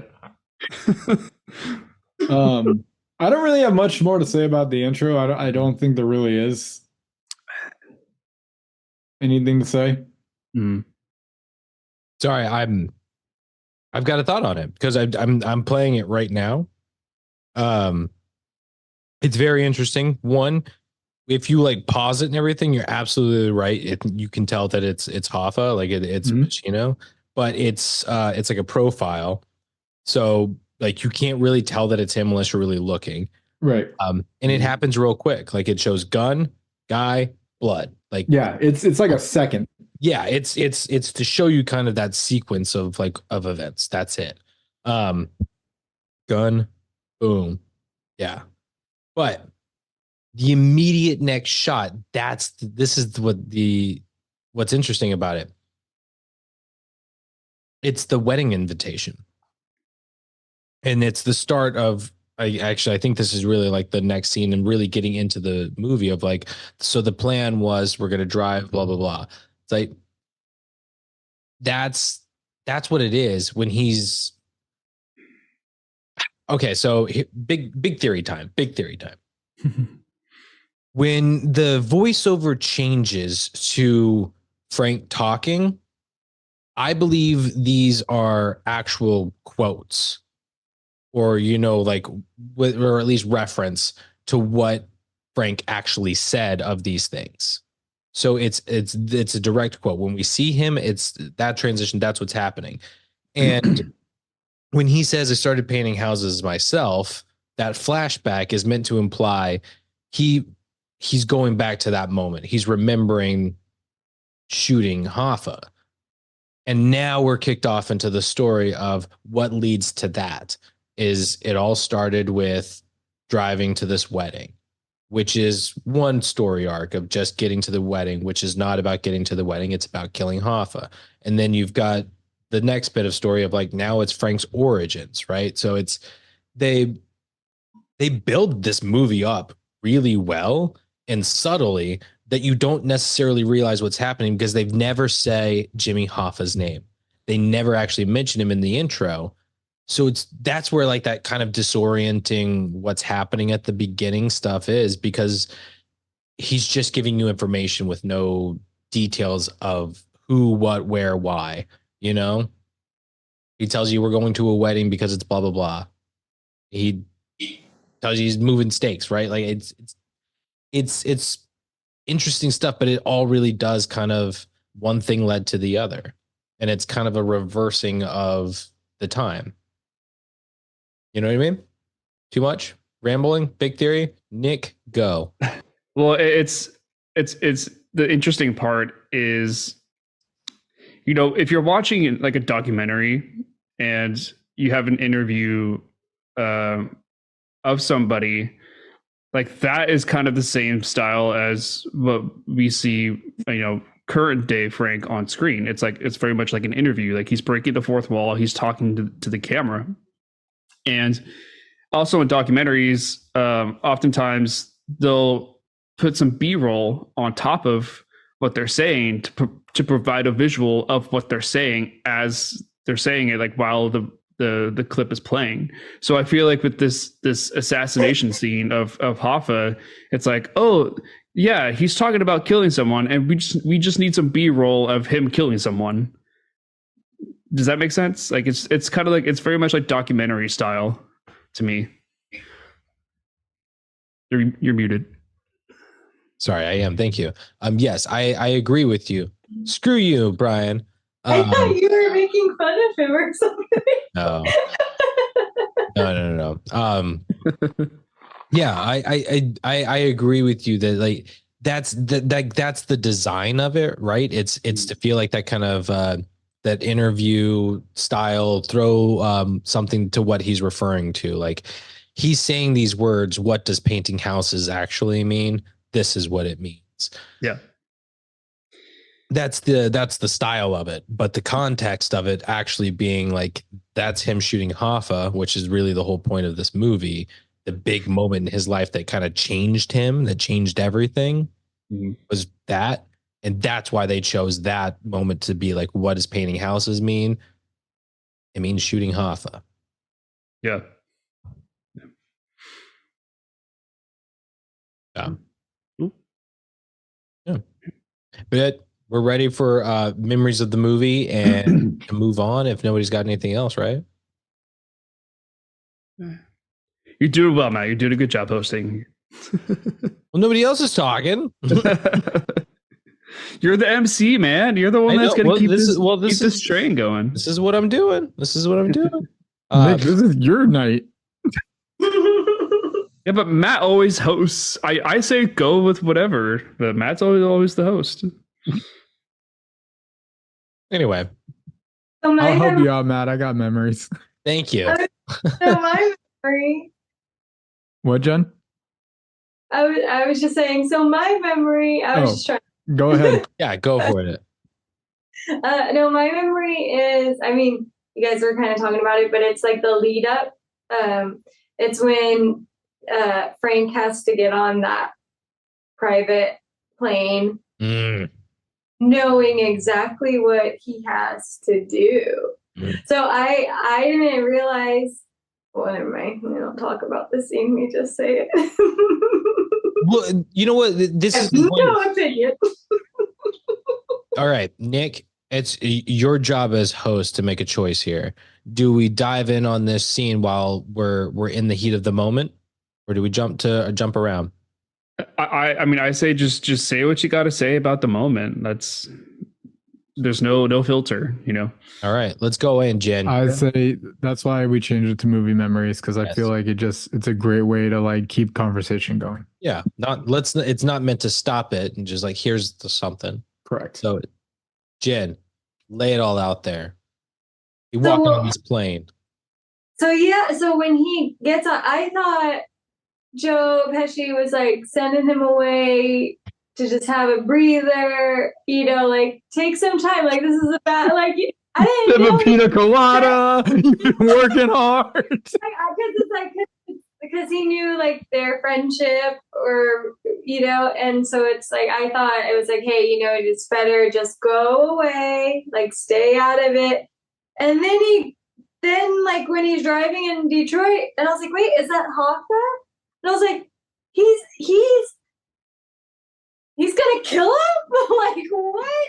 I missed that part entirely. So that was like a huge shock. I mean, already it was really just like sad when he's on the airplane and he's just kind of looking out the window, and you just know like he's heartbroken.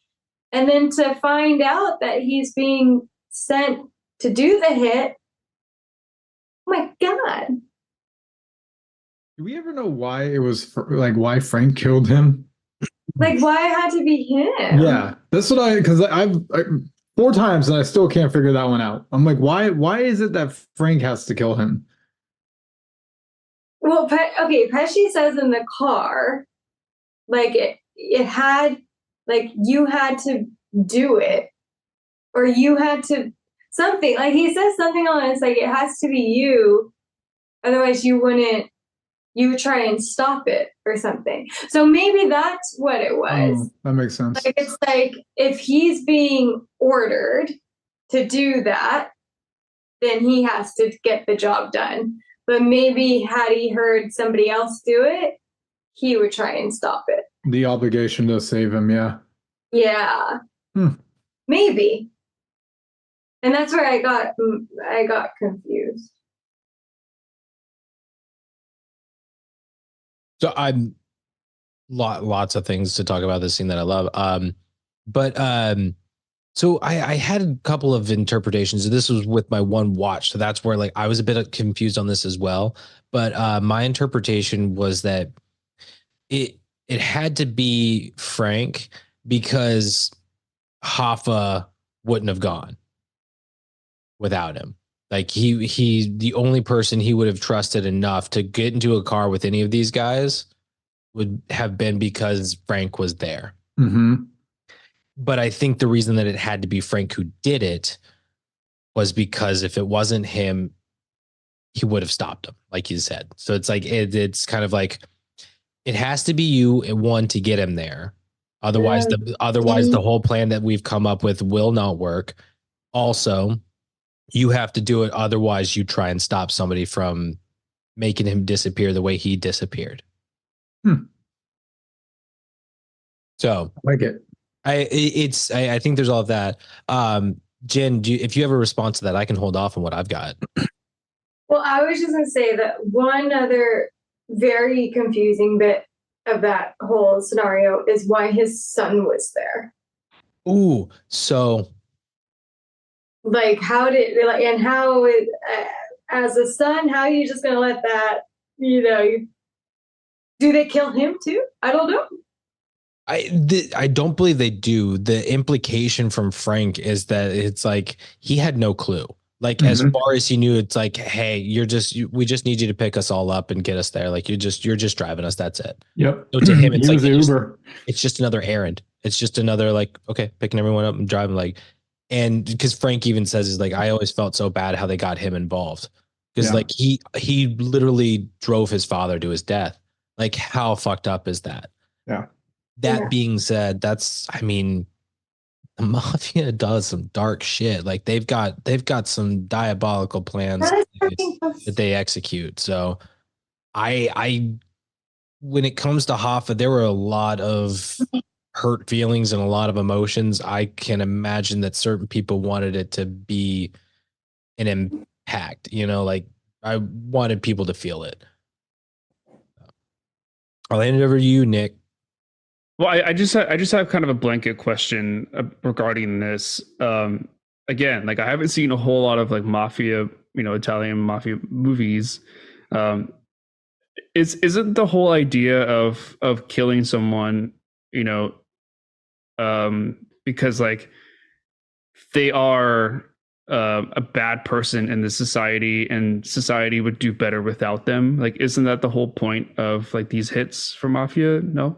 No, they're fucking up our business, and it's pissing me off. There you go. Is that okay? So it's not more about like, or they stepped out of line. They stepped out of line. They're getting too high and mighty. They think they're too big. There's lots of reasons. Or they did a fucked up thing and they need to be punished.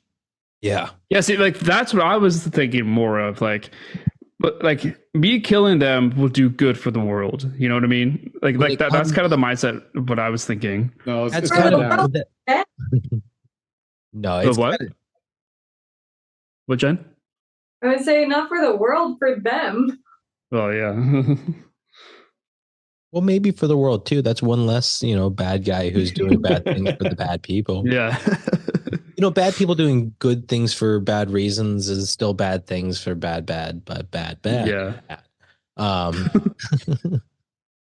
But I think like though, because they're much more willing to just kill like lower people or people who aren't even involved just because they're not one of us.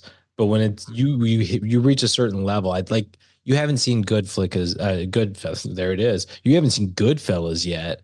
But a big part of that movie is like the impact of what being a made man does to you as a status within the mob. So that's what these guys were. Like Hoffa was certainly a made man. It was a big deal to go after this guy. Yeah. So, but what the other thing that I wanted to really touch on with this scene, I think it actually begins with the breakfast where Russell is telling Frank the new plan and kind of explaining to him what's going on and not so many words telling him what has to be done. And then they begin to execute said plan.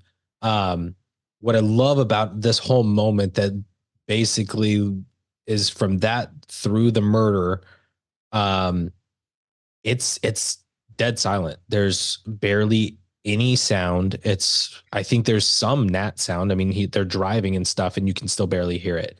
It is ominous. It is quiet. It is uncomfortable, and I love that it does that because we have had at least dialogue or voiceover the last 3 hours, and it's quiet. We are just watching this thing take place. And while the silence does all of that, like emotionally to us, I also think it's a phenomenal way of saying, we don't really know that this is what happened, but this is what we think probably happened. Mm-hmm. Because, nobody's said anything. Nobody has admitted to anything. Nobody can prove anything.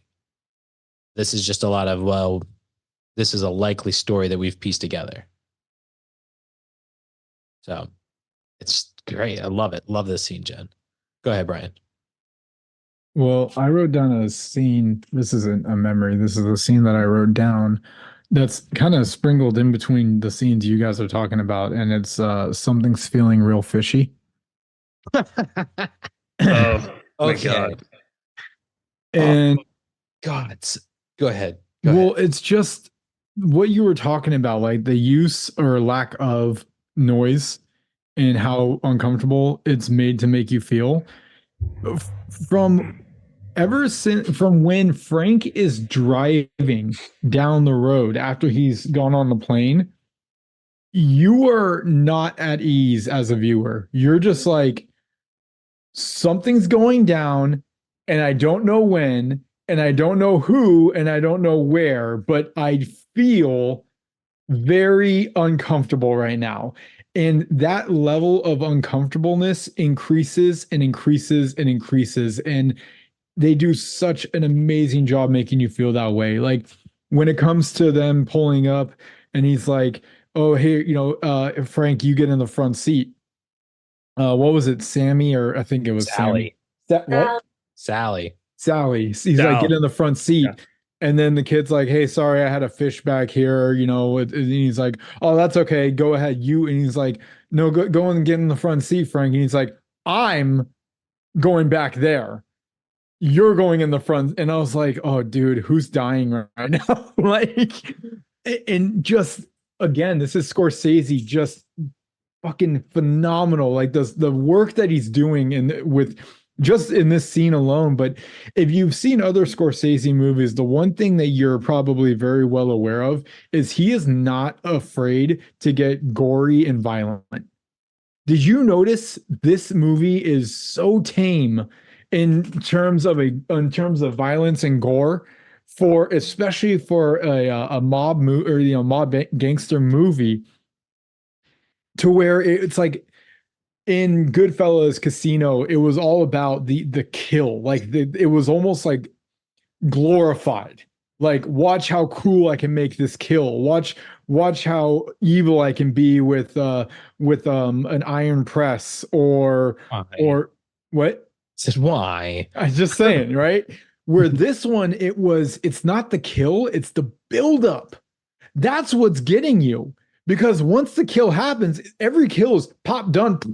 Like, you're alive, you're dead in a blink of an eye. And I swear that's what Scorsese was trying to get in this, where it's more than just like the overall blanket of this movie is really truly it's time, and how it could be just taken from you in a blink of an eye. And so you start to feel uncomfortable up until the kill, and then you're like, okay, well, I guess that's done, because it's pop done.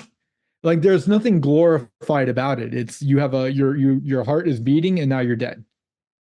And it's to the point where even like someone as active and lively as Jimmy Hoffa, who is super active and super entertainment and mechanical throughout the movie, but when he dies, flat in seconds, just like that. And I just feel that he did the actors, everyone, just really, really good job in making the audience feel the way that they're feeling. And this is why I'm saying, like, I just don't think people fully understand The Irishman if you just get past the fact that it's 3.5 hours. Tell yourself it's 3.5 hours, plan for it, and actually enjoy the movie. Because it is a work of art. Go ahead, Matt. So one of the things that he does so well, because you brought up the getting into the car bit of I'm sitting in the back seat, right? And then they talk about no, no. Sorry. What he did that was so brilliant is it's Sally. He showed us this guy sitting in the back seat strangle a guy ruthlessly, right? But here's the kicker: that technically didn't happen yet. He describes that. He shows us that. So we see this guy sitting in the backseat strangle a guy. And then he brings us to this moment where Frank is saying, no, I'm sitting in the backseat because we're all tense. We just saw this guy strangle him from the backseat. I'm like, that's what he's going to do to Frank. We're scared and we're terrified that could happen to him. And we're like, yes, you sit in the backseat, Frank. You sit in the backseat. But the moment where that guy was in the backseat and strangled the guy didn't happen yet.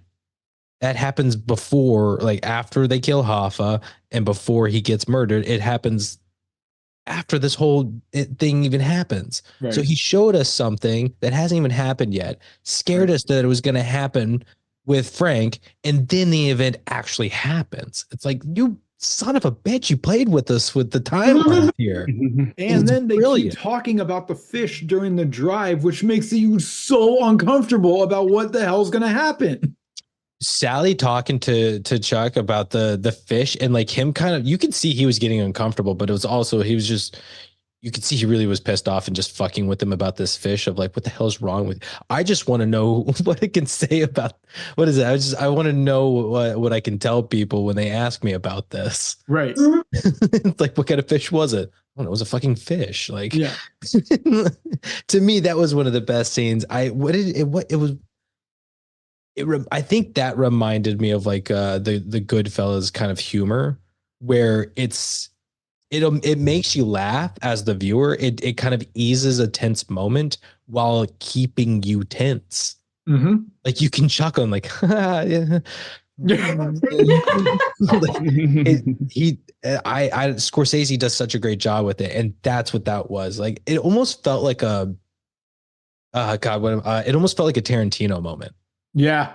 Where it's the dialogue is so good in this moment, and then the intensity is building to something. Yep. This was really good. This was done so well. We're Frank in the back, scared for our lives. Also knowing you got to kill your friend. I thought Matt, was that your memory, or were you just kind of that was off of Brian? Off of Brian. Oh, okay. I'm feeding off of everybody right now, man. Like you guys are bringing up great memories. Is because it just yeah. You guys are bringing up great moments, and this one is just so. there's so many moments. Well, Matt, or go ahead, Nick. I mean, I'll do my memory if that's okay with you, Matt. This one, there's a lot in this movie, but I kind of went with the first one that popped up. It's when Frank kills I can't remember his name, but he kills the guy in the restaurant with his family. Oh, crazy. I think it was a pizza. Was it a pizza place? No, it was Tony. Oh, it was an intimate seafood place. It was Crazy Joe. Seafood, yeah. Urbanos or Crazy Joe. Well, yeah, that's the person he killed, but the name of the place. Crazy Joe, yeah. But yeah, it was a seafood restaurant. I remember that. Yeah. Urbano's Clam Shop or something. Yeah. Was that what it was called? I remember the news describing it as like an intimate seafood. Yeah, exactly. Like an intimate seafood. About so small, that's for sure. Yeah, so okay, because you're jumping ahead a little bit, but the scene that the moment is when Frank goes in and he kind of like walks past Crazy Joe and then just like fucking 180 point blank pops him, and Frank leaves like just out the front door. And then the next scene, it cuts to the next day of Frank just like eating a bowl of cornflakes, watching the news when they're talking about the murder that happened last night, and like his family is just staring at him like, you did this, didn't you? But they can't say anything, because it's that's like getting into weird territory there. But and I know that this moment has happened like several times throughout the movie, but man, like you just murdered this guy in front of his family at an intimate seafood restaurant. And then you're just like casually watching about it on the news the next day. And I'm just like, damn, like that's fucking like cold blooded, man. It's fucked. Like, Goodfellas. It's just like, and like eating just like cereal, like it's like any day, it's just, man, it's crazy. For him, it is another. Yeah, I know it is. Yeah. Business as usual. Yeah. Yeah. Go ahead, Matt. Well, no, it's just like you can see. Oh God, what's her name? Peggy. Thank you. Yeah, the daughter. Yes, you can see. Like, I mean, it was starting when she was real young. That glare of like, I know you did it. Mm-hmm. This is an adult where, like you said, he's just like, it's just another day, and she's looking at him like, I know this was him, and she maintains that. I'll say this: Anna picked one phase for like, I know you did it, and she maintained it right up until like the very end of like, nope. She dropped her one line, and that was it. But crazy that she's just freaking staring. Like he does it. He does do that multiple times. What other?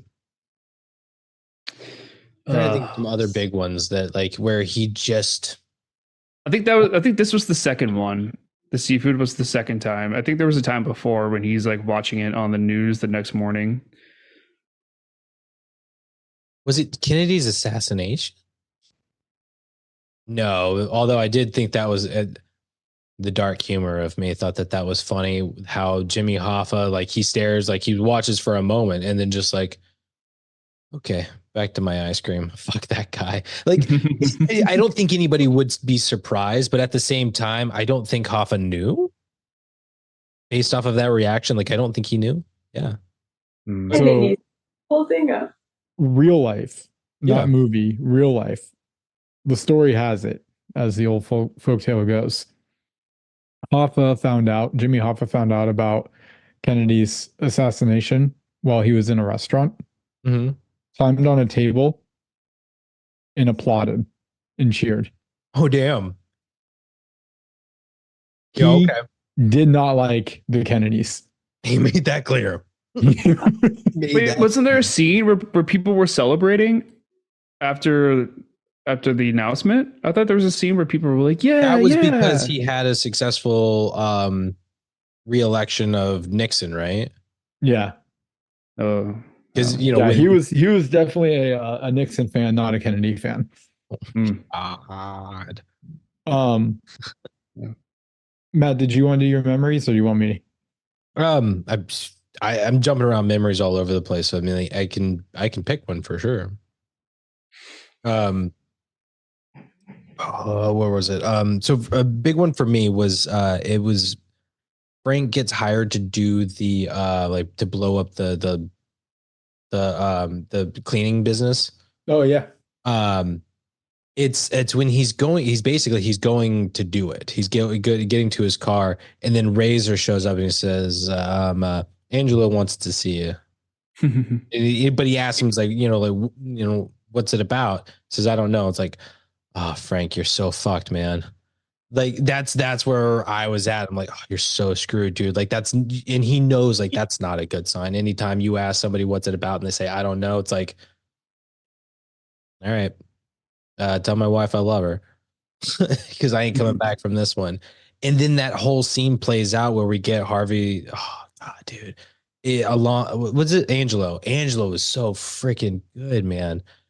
It's so intense. And I love that while it's dark and scary, it's also the moment where Frank is like, all right, you're in, man. you got played, but now you know the game. Now you know the rules. Like it's important. Hey, somebody tells you to keep quiet about something that you don't know about. You should probably talk about it. Say something, somebody. Do you think it helped him out? It helped Frank out by being as honest as he was? Oh hell yeah! It's like, what are you doing? I'm about to blow up a laundromat, or a linen place. I think he knew what's the point of lying. Yeah. And I'm just like, wow, he's just straight up, this is what I'm doing. And I think when he said, sorry, I had no idea that you were involved, I think people truly believed him. He's like, no, he really did not know that Angelo was basically the owner of this business. When you got Russ, who's right there next to him saying, like, I guarantee you he had no idea. He had no clue. He's just trying to make a little extra cash. Yeah. It was like, this is a complete misunderstanding. He meant no disrespect. I promise you. And what did he do? Like, that's the only time he ever gives a name. Yeah. And who does he give the name to? His own guy. Like, that's the only time. Damn. All right. Go ahead, Jen. So I have to give credit to De Niro for this and his acting, but like anytime Frank spoke, I saw it as a lie. Ooh. Like even in this moment, I was like, there's something just not genuine at all about how he's acting. It's like he's just like scripted, completely scripted at this point. I'm like, I think you're full of it. And he did that with every single line. I'm like, you're such a liar. I think the only thing he was ever honest about was when he's in the room with the lawyer. When he's like, what did he say? I'm a good employee until I'm stealing from them. I'm a hard worker. I'm a hard worker when I'm not stealing. That's right. I'm a hard worker until I steal from them. It's like, I believe that, Frank, and that is the only thing that I believe from that man's mouth. Hot take.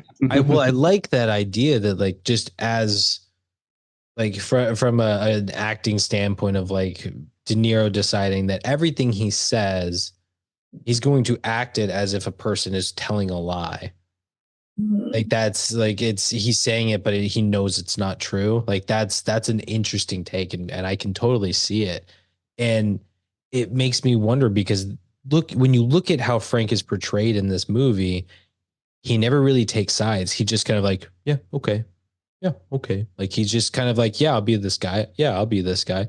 But every time he's always like, look, I'm not trying, I'm talking to him. Like he's always the middle guy. He's never he never really weighs his opinions. I mean, I think even Hoffa says it at one point. He's like, you're a hard man to read. Like because he does not give much away. So like I could see it all as just like a self-preservation of like talk less, get through. Don't let him like what was the I'm bringing up Hamilton now of like the Burr method, talk less and Smile more. smile more, yeah. But I like that theory and it makes a lot of sense to me. I think going into next watch, if he just with that mindset of like everything he says is a lie, it I can see it. Like just looking back at the acting, I can see it. Maybe that's part of the AI though. Like it's a literal lie of his face.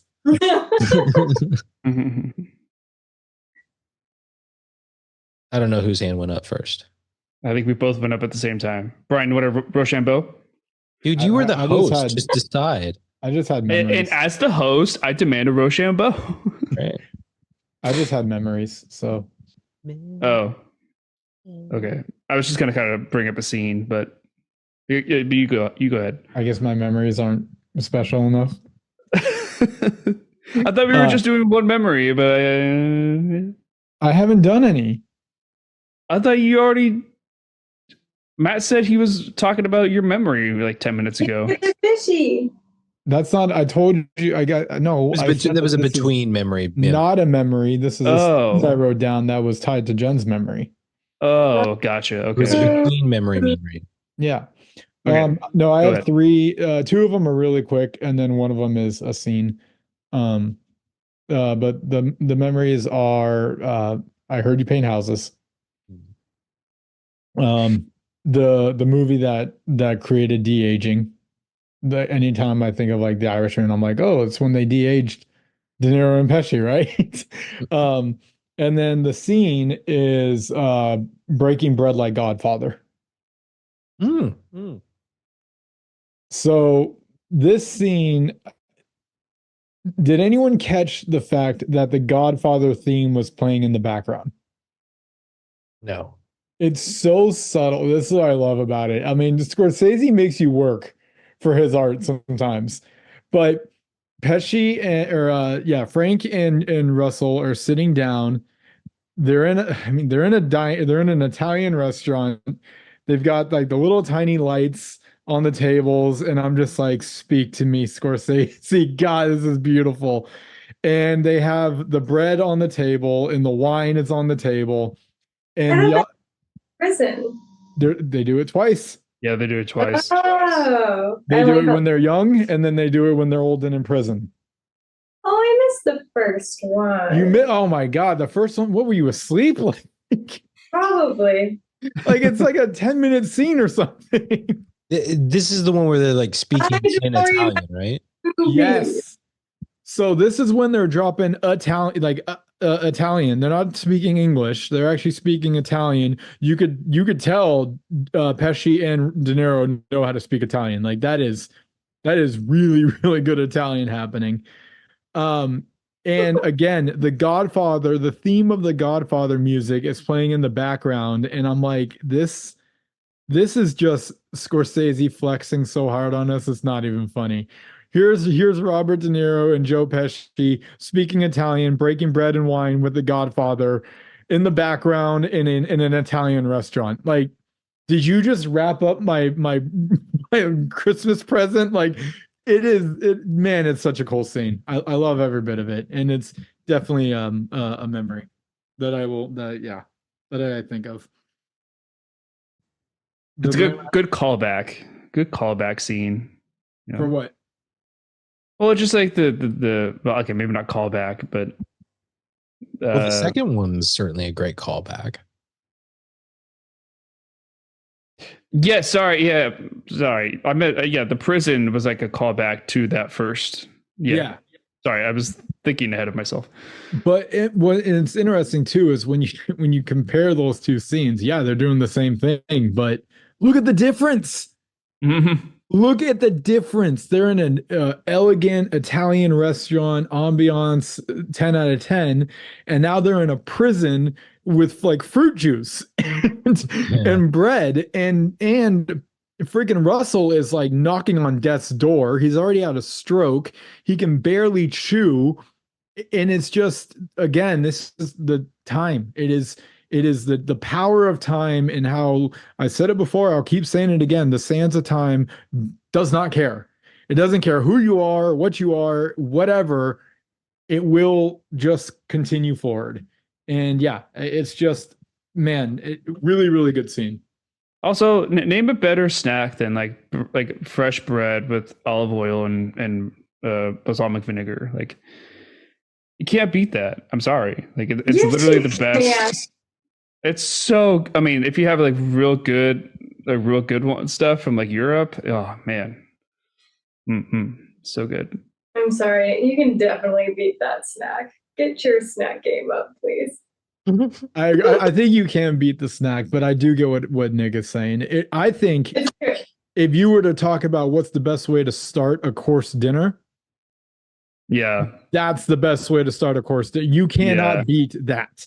That I will say. You get wine, you get bread, you get olive oil and balsamic vinegar, and if you get that right bread with that right, that crisp crunch to it, and and you're like, okay, cool, and we're gonna sit down and have like a 3-course meal. Yeah, you're already. I mean, you got me. You got me. Mm-hmm. Casey and I did that so much in Italy, it wasn't even funny. It was, oh my god, so good. Oh, cool. Now you had something? I don't remember. All right, cool.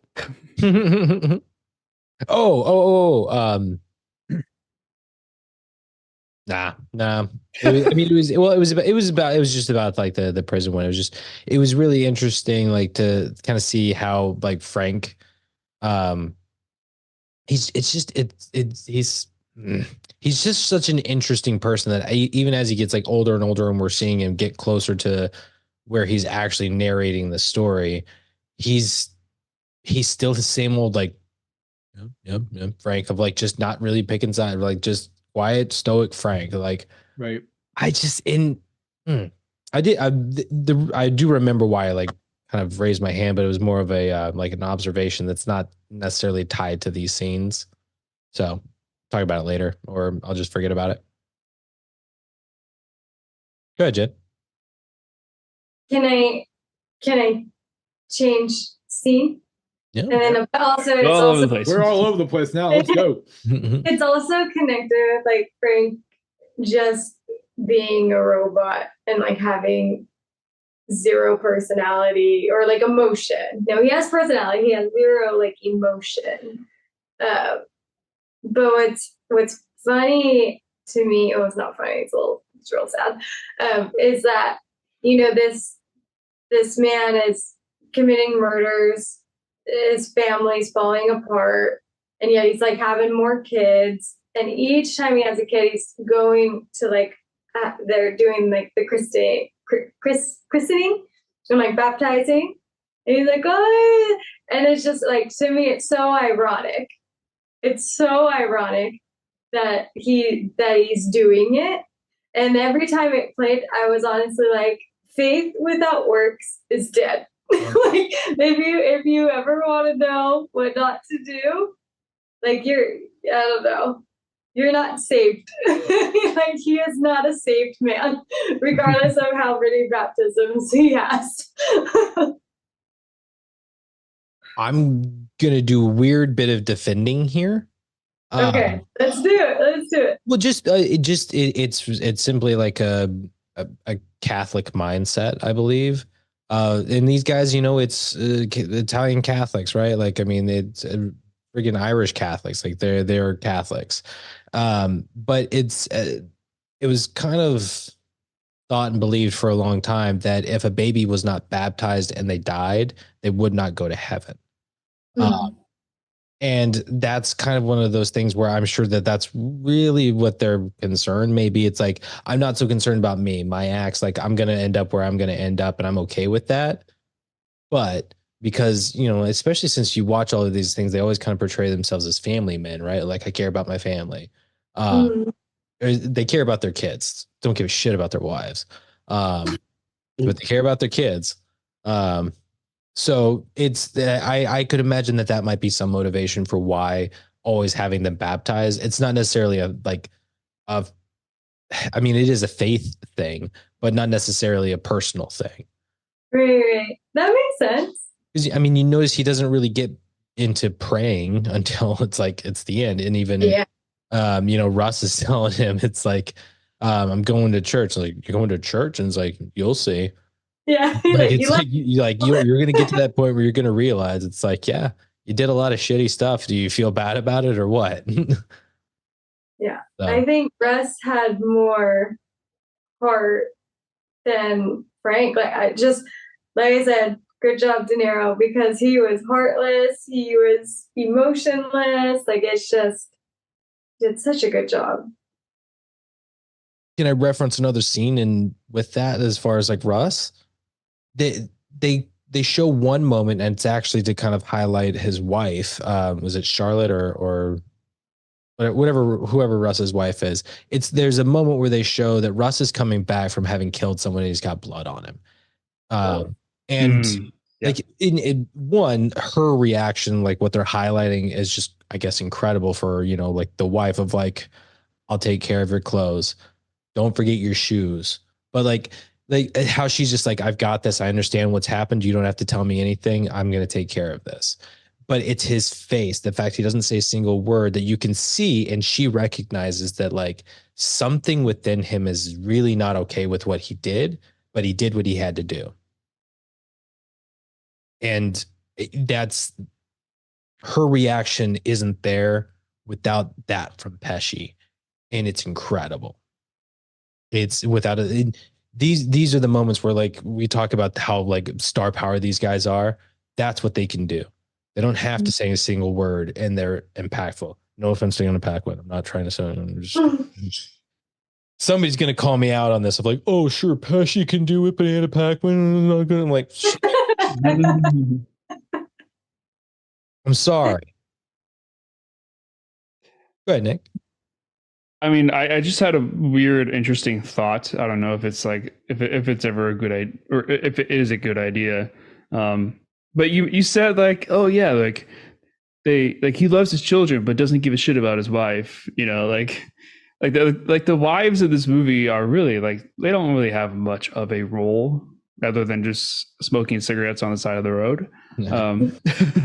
But I don't know if this is like an interesting if people would watch this, but like a mafia movie from the perspective of like a mob wife, you know, what's that story? I don't know. What is she thinking? Like, how does she get into this? Like, why does she stay in this family? Like, what is her purpose? Like, what I don't know. I kind of wish that they had maybe it doesn't need to be its own whole movie, but maybe like show a little bit more of the perspective of the wives. Go ahead, Brian. TV show. It'd be boring. It would be boring. What is the job of the mob wife? It was to listen to what she was told to do, make sure the house is in order, make sure that the kids are being raised. That's it. Spend money. Spend money. Spend money. Look pretty. Yep. I'm that's from and I'm not I'm not saying I'm a mob expert, but from everything that I've seen and how it was portrayed, and I've seen real life documentaries too. It's not just movies. And not to mention, not only did you had a wife, they had their wives, but they also had their Goombas. Do you know what a Goomba is? No. That's a side chick. Mm. That's the side girl. That's the fuck girl. That's the one that they had at the hotel or what have you. And but so they had all these other things going on too. I just it wouldn't be entertaining. That's the thing. It would be very the entertainment comes from what the husband's doing or what the gangster, the Italian gangster's doing. That's the entertainment. Most of the time it's just like, so yeah, husband came home, blood all over his shirt again. That bleach is really coming in strong. I'm glad they invented that. It's just like a 2-hour long soap opera. Like like you're not gonna get very much out of this one. Yeah. I told him he looks nice today. He told me to fuck off, so I made him potatoes. Told me to fuck off. I put some pasta in the boiling water again. I'm really getting good at that. I guess maybe like a documentary of like a real mob life, like a 30-minute documentary, just kind of like from her perspective of what it was like. I guess like that would be the extent of it, not a 2-hour movie of it. Yeah. I feel like they do a decent enough job of kind of highlighting the wife in things like Casino and Goodfellas. Like definitely Goodfellas. They give a decent amount of perspective from that. Karen does a lot. Karen. Yeah, so I think that some other Scorsese films that you could check out that you'd get a little bit more of that. This movie just not so much. Although, just while we're on the wives, like we do talk about them, like they don't do anything, but dude just up and left his wife, and like we're gonna talk about that. Gone. he sees a waitress, and he's like, yeah. Gone. Oh yeah. Done. Oh my god. Yeah, I forgot about that. So did anybody else have this aha moment where it shows earlier where he's talking about his wife and he says, Irene, I call her Reenie. And then the story goes on. He's got wife, he's got kids. And then Irene shows up as the waitress with her name tag. Like when I saw that, I was like, oh shit, something about to happen to his wife. And then like immediately after seeing her, he's like, there's never really a good time to leave your wife, but I figured that was a good, like, I figured that was it. It's like, oh shit. He just like up and left her. Like, oh just my gone. God. Just there's never a good time to leave your wife. Of course there's not. Right, but I mean, like he just sees this woman, he just done. Yeah. I think what's even crazier is like somehow there was actually a good relationship between the kids and like mom and stepmom. Yeah. Like, I mean, good for Irene, I guess. Like that's a difficult situation to show up in and somehow survive. Yeah. All right. I got a scene. Yeah. I've titled it break relatively soon though. Okay. Well, this is a quick one. Yeah. Meeting de Peak Pacino. Wait, what? Oh, because I said meeting de Peak Pacino. Peak Pacino?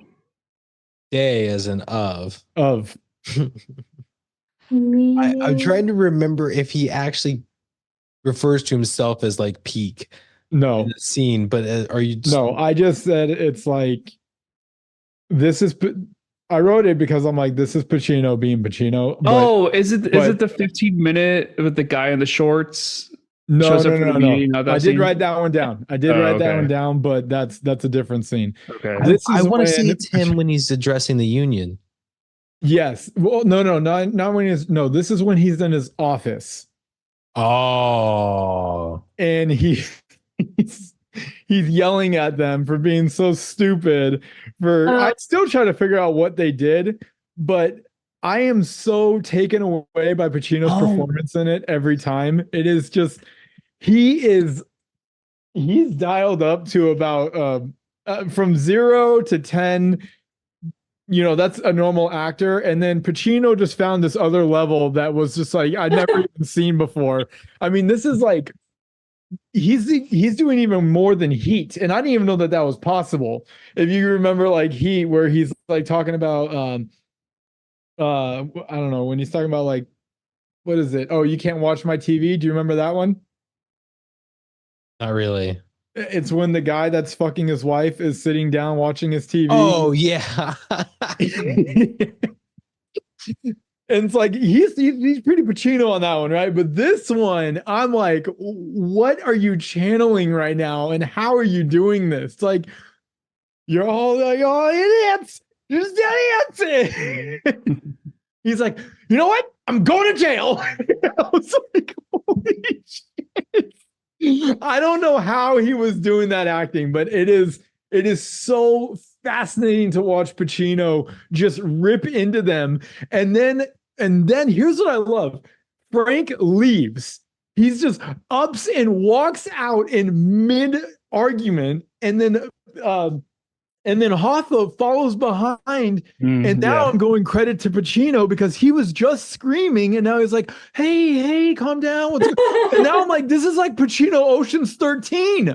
Like, this is amazing.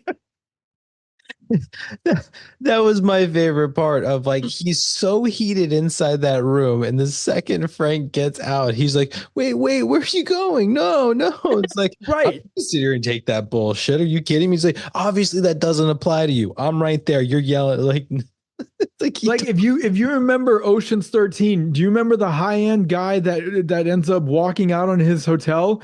And he's like, oh, I hate to see you go, Bob. And I'm like, you're doing that to Bob. It's unbelievable what he's doing in that like 10-minute scene. It's incredible. Go ahead. I feel like that's like a great like SNL bit of like the manager like yelling at all of their employees, and then like one of them just leaves and it's like, oh no, I'm not talking about you. You're doing a great job. Like everybody else is doing terrible. Like it's I like it's just so funny to me. Like how that even like gets to that point, you know? And then like he re-enters the room and he's like, all right, get out of here, guys, you knuckleheads. Like nothing's changed. Such a good bit. Oh, it's incredible. Like Pacino goes on like 80 different levels, and I'm just like, this is why you're Al Pacino. It's like sociopathic. It's very like sociopathic. I don't know. Oh, Jesus. You know what I like about that too is like there's not a lot of cuts. So like while they're inside the room, you've pretty much got like Hoffa yelling and then like their reaction shot, and like it's really just kind of cutting between the two. Right. Occasionally you get some like closer up shots of Frank. But for the most part, you just got a couple of different shots and it's going between the two. It goes outside, you've got your one shot, and it just kind of leads. It doesn't, I don't even think it pans or tilts or follows when they walk back into the room. It's one camera angle from right by that coat rack. Mm-hmm. And I love it because it adds to the bit. It keeps you within that moment of like, he's just yelling at you. Now you're dipping out. It's like, oh no. It's amazing. Yeah. It's incredible.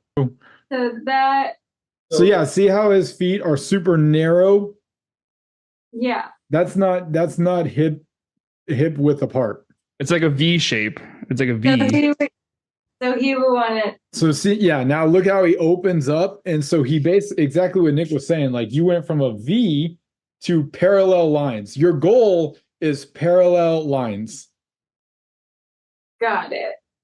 And then they're shoulder width apart, which would be wider than your hips. Let's just go down. And essentially, if your hips hip width apart, you essentially should be able to raise your arms like straight up, and you will basically look like two parallel lines. From tip of fingers all the way to toes, it should all be in line with one. Okay, that's what I'm trying to do. Thank you. I'm just thinking of yoga. But yeah, did anybody have anything they wanted to start us off with? Random scene, quote, anything? We're jumping around like fools now. Nick.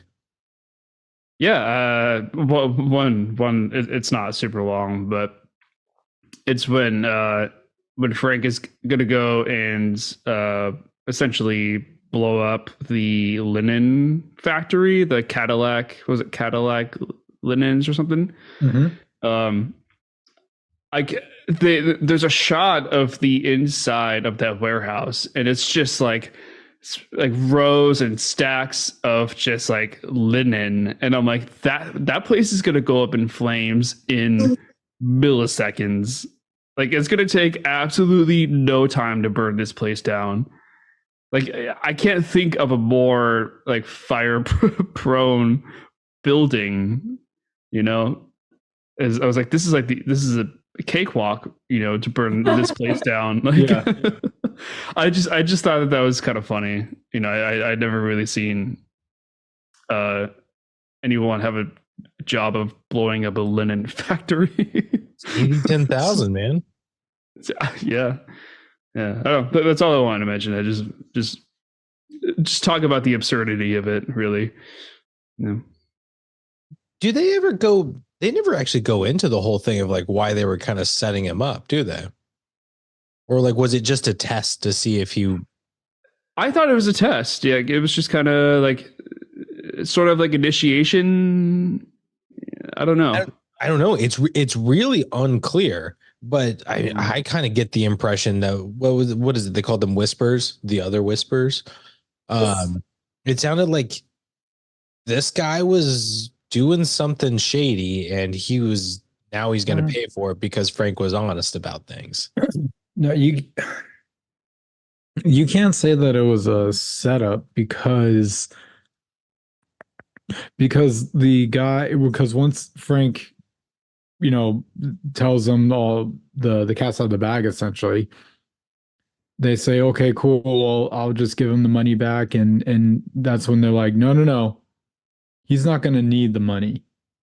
And it's like, okay, so that dude tried to double cross you guys, and now he's going to pay for it. So I don't think they were setting up Frank. I think the other guy was trying to get Frank to do his dirty work, knowing that Frank had no idea who he was or who he truly was fucking up. I think Frank just literally thought he was screwing over some douchebag linen company. He had I don't think he truly knew that it was Russell and Angelo and they were behind it. Yeah. And then once they found out, they're like, well, that guy's dead. Which, I mean, what were you thinking, dude? Like, how did you think this plan is going to work out? Go ahead, Jen. See, it goes back to what I was saying. I don't believe him. No, I do. I think he knew. The whole time. How are you going to be like, you're not going to be in the dark like that. How are you going to know everything else? Like every other kill that you've done, but you're not going to know this one? I don't believe it. I don't buy it. He was just looking for extra cash. Sure. The guy came up to him. He didn't come up to the guy. That's the thing. Is like the story does such a good job of painting a picture where he is just this innocent guy, right? Like even when he's doing he's in the diner making the deal, the guy, like, he still doesn't say anything. He's like, I can see you're hesitant. I understand. This is like, he always seemed to have an answer for like, look, I get it. You don't want to do this, but I'm like, he even says like, people don't only say this when they're desperate. And he even says it like, I'm desperate, you know, at a certain point he comes out and says it. Like, this guy is hitting all the red flags of somebody who's like actually just needs something done. Mm-hmm. So it's like, and this is a guy who's also, from what I can tell, is known to help you get like, you need a quick job to make some quick cash. It's not going to rustle any feathers. Here you go. Like this is the guy that can, so like everything seems to be right. Right. Why would you question anything? So like it paints a picture to let you think Frank is truly innocent and has like no idea what he's doing, which is what you're supposed to do. But like, I don't know, everything, because Jen's got me really questioning it now of like everything that he does and says is, one, in a way to save his own ass, or two, a way to basically be like, non-committal, but I'll do what you need. Like I'm here to get the job done. I'm not here to have opinions. Yep. That's it. So that go ahead, Nick. I guess now two things. It was the first, just to kind of respond to that. Like it is kind of hard to tell Frank's motive sometimes, like why he's doing these things. But he's really good at what he does. Like he's really good at just kind of being like nonchalant with how he goes about his life and how he gets away with things and the situations he just kind of falls into. Like a lot of it doesn't seem to really have much thought or plan into it, beforehand. But the thing that I wanted to mention originally was when he's at the I think it was a diner or a restaurant, when he's having the meeting about the blowing up the place. The guy's like, yeah, $10,000, and then he gives Frank $2,000, and he's like, yeah, well, this is just your initiation payment right here, and I'll give you the rest later. I really wanted Frank to be like, well, at least show me the $8,000, like show me the money that you have it, because I felt like he was going to get scammed out, or that he wasn't going to get treated fairly, and not receive his full $10,000. So it's like in that moment, like, is Frank really not someone who's like skilled in this? Like he's just kind of learning about this whole life. Like I don't know. It's hard to tell. Go ahead, Matt. Well, and he's got an answer for that too, right? It's like, here's the 2,000. I can't give you the full 10 because I've got all of these money problems that I'm telling you about. That's why I need you to do this, but I have to hold on to enough money to pay off of these guys. Otherwise, now I'm screwed and in super debt with them. You can understand, right? Oh yeah, they give him a vid. Yeah. You guys know what a vid is? No.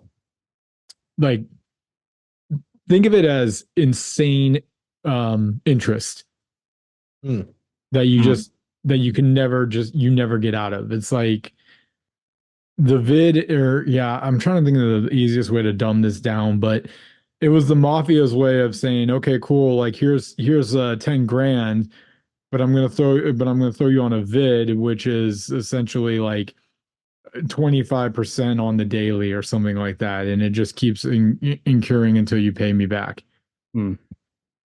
Yeah, I'll try to look up, see if I get a better definition. But anyway, so while he's looking that up, so he tells him like, I understand you would like to know where the money is. I'm telling you where the money is. I have it. I just can't give it all to you because it's got to go elsewhere. So, like every time Frank had something that he was hesitant about, or at least it seemed like he wasn't responding to in a positive way of like, yeah, I'll do this, the guy tacked on is like, okay, I see that you don't want that. How about like, let me, he kept going further and further into information until it got to the point where like Frank was showing actual interest, and he's like, okay, here's the plan. Need to blow this place up. You know what I mean? Go ahead, Nick. So is the hesitancy like a sign that he doesn't really know what he's doing, or like he doesn't have experience with it? Or is that like an intimidation tactic where he's like kind of like playing dumb, but like he knows the game? This is where it's audience interpretation, because as far as we know at this point, Frank is not painting houses, right? Right. He's just doing odd jobs here and there, like working for like a meat company, like meat delivery company, right? He's doing odd jobs, right? So sorry, noise, trying to focus in on so yeah, he's doing odd jobs, so he's not actually like, in theory, he's not as well educated in the intricacies of the mod world, but narration Frank is. So as the moment is happening in the diner, it can be assumed that Frank is naive and doesn't know that he's being screwed over by these words, and it's just like, this guy's got a golden tongue and saying all of the right things. but narration is giving us the context of like when somebody says this, that means that they really need it. They say this, it means they're desperate. Like he's giving us the context, but it doesn't mean that Frank knows it at that time. It's like an afterthought kind of. Well, it's like I said, are we getting the information from knowledgeable Frank as we're seeing naive, unknowledgeable Frank getting had? You know what I mean? Yeah. Like it's a tricky thing. It's up for audience interpretation to kind of figure out or determine whether he does know this at the time and he's kind of playing dumb, or he's just like, this guy's saying all the right things and I just need this money. I think it's good writing, to be honest. I think it's really good writing. Yeah. Well, and like Jen was saying, when it comes to Frank, it's no emotion. Like what is he thinking? What is he feeling? You have no idea. Go ahead, Jen. I want to do a callback that might help.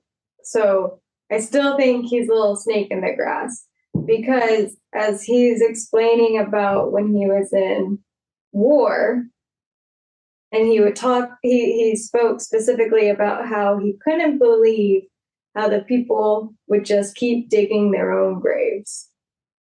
And they're hoping like, oh, maybe by my good deeds I'll be saved, and then he kills him. So in a way, I do think he likes the game. There's something, Frank likes the chase. He likes that he plays dumb, but I think he's always several steps ahead of the people that he's dealing with to cover his own ass. And that's why he climbed to the top as fast as he did. Those mob bosses would not want anything to do with him if he wasn't useful and smart. They wouldn't keep him that close if he wasn't smart.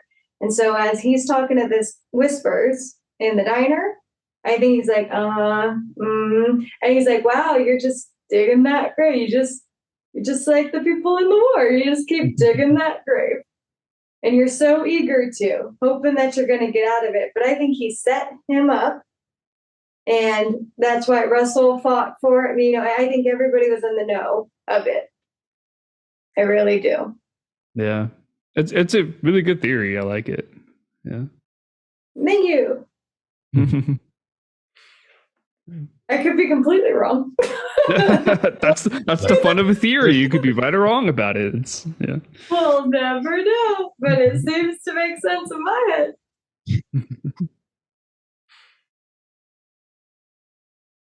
I've got a scene.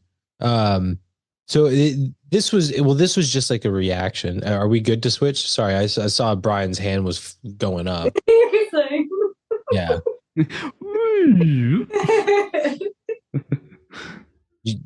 No, I was going to change the scene, so go for it. Okay. Well, this is just a short one because it's more of a personal thing. But I think we're like introduced to Pro at a certain point, but it's just kind of like as this is him video, and then we move on. Like we don't actually get to meet him. We just know who he is. But the moment where we're actually introduced to him, where he's kind of all, I think is he in control of a union? I'm not sure, but like he's doing his thing as a little mob boss. And he's doing like his Weasley little, like his, like a voice kind of thing. I don't remember the full context of the scene, but just we're getting introduced to Pro. And my immediate thought was, of course, because I think somebody calls him Tony, right? It's Tony Pro. Mm-hmm. Yeah. I think so. I immediately hear Jason Statham going, of course, Tony, before the Germans get here. Does anybody remember Snatch? Like I had such a hard time of like not thinking about that for the first few moments of him talking. Because like I said, he was putting on a voice it's not actually what Pro sounds like. He was doing doing a voice. Pro was doing a voice. And then we hear him the rest of the time. It's like, okay, now that he's just gangster Pro and he's not this weird little introduction thing, like I can see him, but I could not get past his role in Snatch and just like freaking Tommy being this doof of a guy who keeps getting fooled by the pikeys Do they have the Jippos? I can't remember. They got a bunch of names, and I don't know which ones are really offensive. I can't help you there, man. You gotta watch Snatch. Maybe that's my pick. We'll see what happens. No, I've watched it. It's just I mean, no. I mean, just like for a movie club, just for the fun of it. Great. Come on, Frankie Four Fingers. Anyway, you had a scene as well, right? Yeah. I'm just trying to pick which one. Let's do talking traffic. Talk and traffic or talk in traffic? Talking. TALKIN traffic. Talking traffic. My assumption is when he's laying out the plan for driving to Detroit. No. Well, there's several of like planning scenes. Is it just when they're road tripping? Like no. Is this when they're throwing the cabs in the river? No. No, that one I forgot about that. That one it's so quick, but I titled it New York Taxi Tea Party. Yeah. Oh yeah. Oh man. That's funny. That is funny. That one it's such a quick scene. But I mean, dude, they were ruthless. It's like, let's just push all these guys. This is a lot of work. Okay, let's explode them. Yeah. Get candy instead. Did you ever think about candy? What's that? Oh, let me show you, my friend. She's a burning bitch. No, so the other one that I was talking about was talking traffic, and this is when Jimmy Hoffa and Frank and Pro and his buddy are all meeting. 15 minutes. Yes, and they talk about like half the time they're actually talking about traffic. Again, so I wrote this scene for a couple of reasons. Number one, just the just everything that's happening. I mean, he's late. Jimmy hates when people are late. He cannot stand when people are late. Not only is he late, but he comes in. His wardrobe is unbelievable. White shorts, Hawaiian shirt. He's just looking like he just got off a Carnival cruise. And Jimmy's like, what the fuck is going on? He's like, this is how you show up to a meeting? He's like, this is how you dress in Florida? He's like, to a meeting? Yeah, in a suit. Always in a suit. And then they get this argument about like, should you give him 10 minutes or 15 minutes? And again, you know, Matt, you kind of mentioned Tarantino. Definitely Tarantino feeling on this one too, where like people can talk and be like, I don't know, is it 10 or 15? You know? And so like you can kind of pull from that. But what I love most about this conversation for sure. What? It felt like a real conversation for sure. 100%. And that's like Tarantino has mastered that. Absolutely mastered pulling conversation that you can actually have in real life. Like even watching the movie, you're like, what do you think about what they're talking about here? You know? But what I love about this the most though is once again, you have no idea what's going to happen in this scene. And you can never really be at ease. You're just like, is someone going to get popped right now? Like, you know, all this stuff, you just don't know. You don't know if someone's going to pull out a gun. You don't know if someone's going to get shot. You don't know if like someone's, you know, they've got crews out there that are hiding, waiting for them, all that stuff. And I just love, like, you can just tell like the hatred that these guys have for each other. And man, I don't know. It's great. Oh, and then the whole like the I don't even know his name, but the fat dude, when they're talking about 10 or 15, and they're like 12, cut it down the middle. It's beautiful. 12 and a half. It's such an Italian thing. It's like, yeah, beautiful. Cut it down the middle, boys. But Frank and that guy trying so hard to like de-escalate. Oh my God, it's amazing. Anyway. That's just some of the comments I had on that one. Go ahead, Nick. The whole like 10-minute, 15-minute conversation, it has the exact same tone as the dead fish in the back seat. Mm-hmm. Like it Yeah. just has the exact same like deadpan, like not conversation. Like, Exactly. I It don't know if almost that's doesn't feel scripted. It's like you're a fly on the wall, and you're just happening to witness this part of these four individual lives. yeah, it's like a whole other world of like how men communicate. Like sometimes we just like talk about the dumbest things. Like like women are just like, is this what you guys talk about? Because I've had conversations like this with people before, and it's like but like you don't realize that you're having it until you watch someone else have a conversation like that, and you're like, is that what I sound like sometimes? It's so The weird. amount of weird ass conversations I had at bars is unreal. Oh my God. And there are conversations like that where it's just like dead ass, like just serious and like not. It's like they're not going anywhere. Like you're just like repeating yourself. Like you're trying to prove a point, but you're not moving forward. It's so strange. Yeah. And it's funny because like they're fighting, but they're not fighting about what they're fighting about, right? Right. Like, Yeah. It's like the pre-fight before the fight. like everything in this whole It's moment, like ego. It's all ego. Yeah, it's just a big pissing contest of like I'm bigger and badder than you, and I'm bigger badder than you. That's all it is this whole time of like who's got the bigger dick, and then it's just it escalates. Like it is hilarious because love it. It's such. These are the things where it's such a simple fight, right? Like that's what makes it feel so real. Traffic, showing up late, showing up in shorts to a meeting, which by the way, fucking hilarious. That the whole argument of like, what? It's Florida, and people are freezing up in New York City. New York. We're down here in shorts. It's summer. It's summer We're up not there. freezing. That would kill me. It's like it's summer. What? It's summer. People aren't freezing in New York. He's like, I was making a point. I was like, oh my God, these guys hate each other. Because what, like Hoffa right These before guys would argue over chocolate or vanilla cupcakes.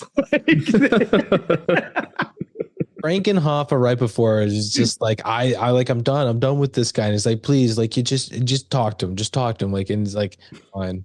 You know what? Always like, look, they're here. See, great. It's like, okay, yeah, sure, we're gonna talk. And then it's immediately confrontational. It's like, no, it's summer. Like it's just like and we're off. Yep.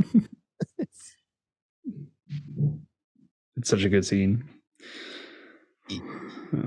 I did anybody like the game of Mobster Telephone? What? Oh, Mobster Telephone? I know what you're talking about.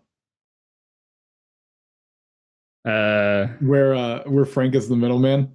Yes. Tell him. We'll tell him. Oh yeah. I was like, he's a messenger. It's just.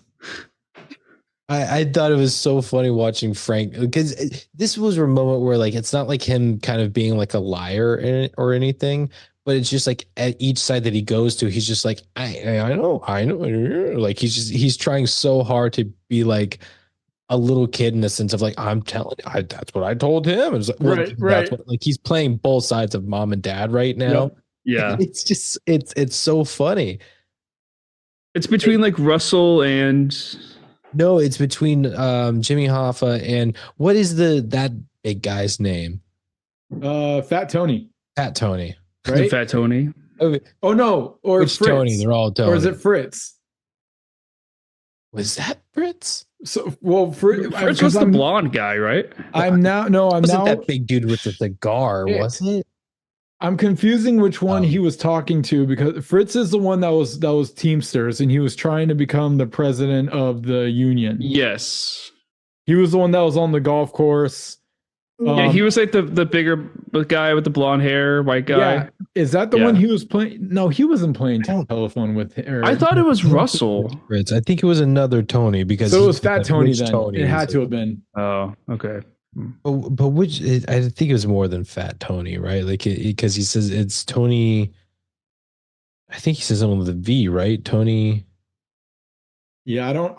All I know is Oh, it was. No, you're right. Fat Tony Salerno. That's what it was. Right. Oh, Solano, that's right. Yeah. Fat Tony. Fat Tony though. And then Jimmy Hoffa was the other side, right? It was Yeah. between those two. Yep. Right. Yeah. God, it was hilarious to me. Like in the middle of this freaking mafia movie where I mean, and this is like like in GoodFlickas, this would have been like phone calls or like meetings out in the desert. But Oh, this yes. is a game of like, will you tell him? It's like, well, you tell him. Will you tell? Like it's a literal game of telephone. It's the silliest thing. But this is what leads to a man being murdered. Yep. You called Goodfellas GoodFlickas. I know. I'm proud I of him. did. He did. He did. Ah, man. I've been saying I it got so much. That's the plan, though. It's gonna be nobody's ever gonna say Goodfellas anymore. They're just gonna say Goodflickas. Hey now. Hey now. I will never do that. No. Sorry, Martin. Sorry, we're sorry. No. Sorry, Marty. I got another scene. I titled it Mob Hits 101. Mafia 101. Mob Hits 101. Oh, mob hits. I want to say this is when he's picking out the guns. There you go. Oh, Once again, yeah, this is Scorsese once again just flexing. He's like, we're gonna give you a play-by-play on how to execute a mob hit. And it's from what I'm understanding, this is a pretty famous mob hit in real life. I know they used obviously in the movie they used real life news footage on it, but man, just the narrative that De Niro's going with, it's like, you got to be careful. This is definitely going to be a two gun job, and then you got to carefully pick out your guns, and you've got the overhead shot. I mean, Scorsese's just really dialing this one up all the way to the lead up of the actual hit, which we kind of talked about a little bit. Where I think that was one of Nick's memories, if I remember. The Crazy Joe killing. It's just really good scene. It's great camera work. It's great dialogue. It gets you so invested as to what Frank is doing. You're just like, I'm about to go on a mob hit with this guy. And I'm seeing him plan it out. And so you're just like, I can't wait to see how this looks, since he's taken this much thought into it. He's like, he knows his guns so much. He's like, not you, sweetie. Nope, not your night, hun. You're my girl. You're the one, because I don't want to make too much noise, but I want to make enough noise to scare it's like, wow. Just great stuff. Was it Matt? Hey, just Matt. Okay. Yeah, I do love these moments, especially when it's like with Hitman, where it's them explaining like these are the tools and tricks of the trade, and like this is what I've mastered, right? Like, in such a fun moment of like, okay, here's my buffet, choose what's going to be best. And it's on a bright yellow, so you can just clearly see everything. It's fantastic, and I love how like everything that he's saying is like, this is the result that I want with this weapon or don't want with this weapon. Yeah. At the same time, he even just quickly says, he saw this guy hours ago, like 30 minutes ago. Like he saw this guy at the comedy show, and now he's being told that like he's got to kill him. Like, so time is of the essence. You don't always get a lot of prep time. So like, that's why it's like, okay, here are my guns. What do I want? Boom. Nope. That's going to be too like, that's how good he is. Yeah. Go ahead, Nick.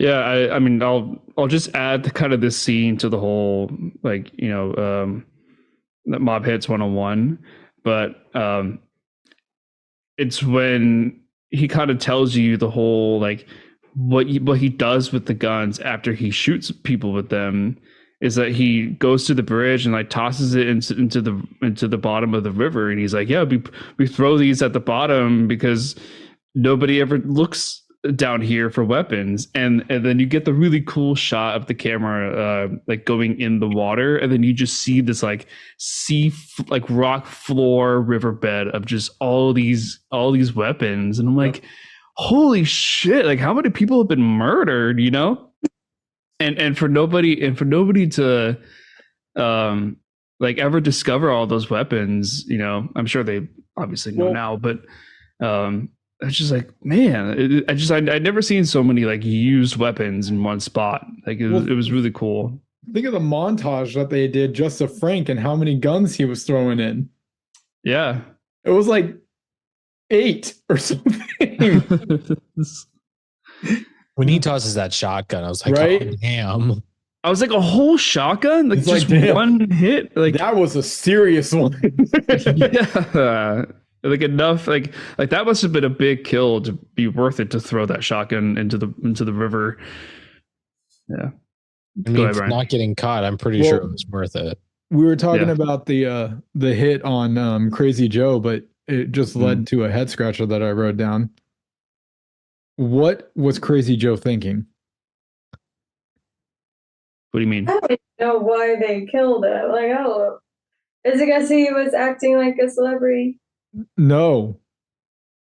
He went up to basically one of the, like, not like the head bosses, because there were obviously people that are on ahead of Russell and all that, like the true, like, they don't even leave their house mafia. We're probably talking like 5 families at this point. But Russell was definitely higher, like in terms of ranking. Russell's pretty fucking up there. He's definitely a made man. He's untouchable. And you go and approach him and make fun of him in public in front of, I believe it was wives, or at least there were some girls at the table. They were at a show, and he made fun of his pin that he was wearing, and just was a complete asshole to him. And it's like, you're gonna disrespect a boss like that, you're gonna be taught a lesson, bottom line. And that's exactly what happened. What are you thinking going up to a boss with the level that Russell is, in condoning yourself in that manner? It's unbelievable to me. Well, so yes, I think a lot of it too is also Crazy Joe in his mind was a boss. A made man as well. Yeah, so it's like he's like, you can't touch me, I can't touch you. So like, why not poke the bear? But this was also a dude who, because of his reputation, has caused problems in the past. And they're like, okay, you're not really part of this family. And just because you think you're hot shit, we're going to have to knock you down a peg, bud. And by that, I mean, you're out. What I love is no word is said. Russell looks at Frank, doesn't say a fucking word, and knows, and the expression was like, and Frank is like, got it.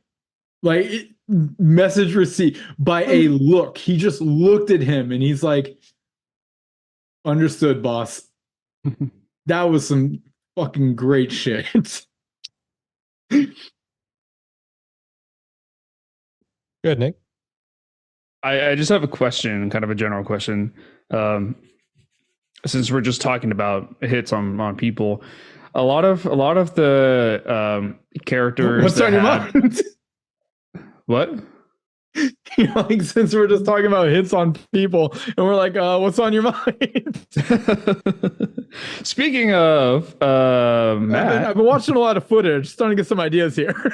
Yeah, I'm making a list and I'm checking it twice.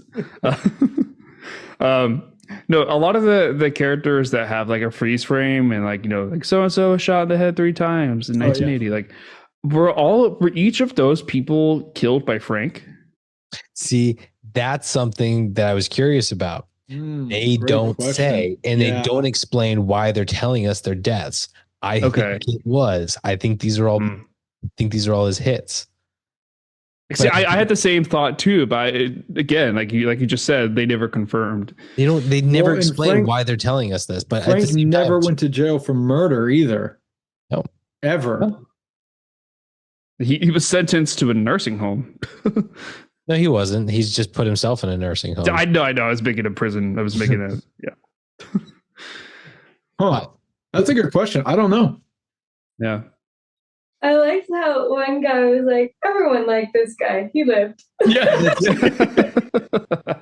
That was my favorite. With all of those things popping up, this guy who shows up and starts defending, because he was defending pro or something, wasn't he? After Yeah. tested, it's like a well-liked, died in his sleep, died of old age. Just 2000, died in 2001. I was like, wow, he made it. Yeah, he made it. good, so good.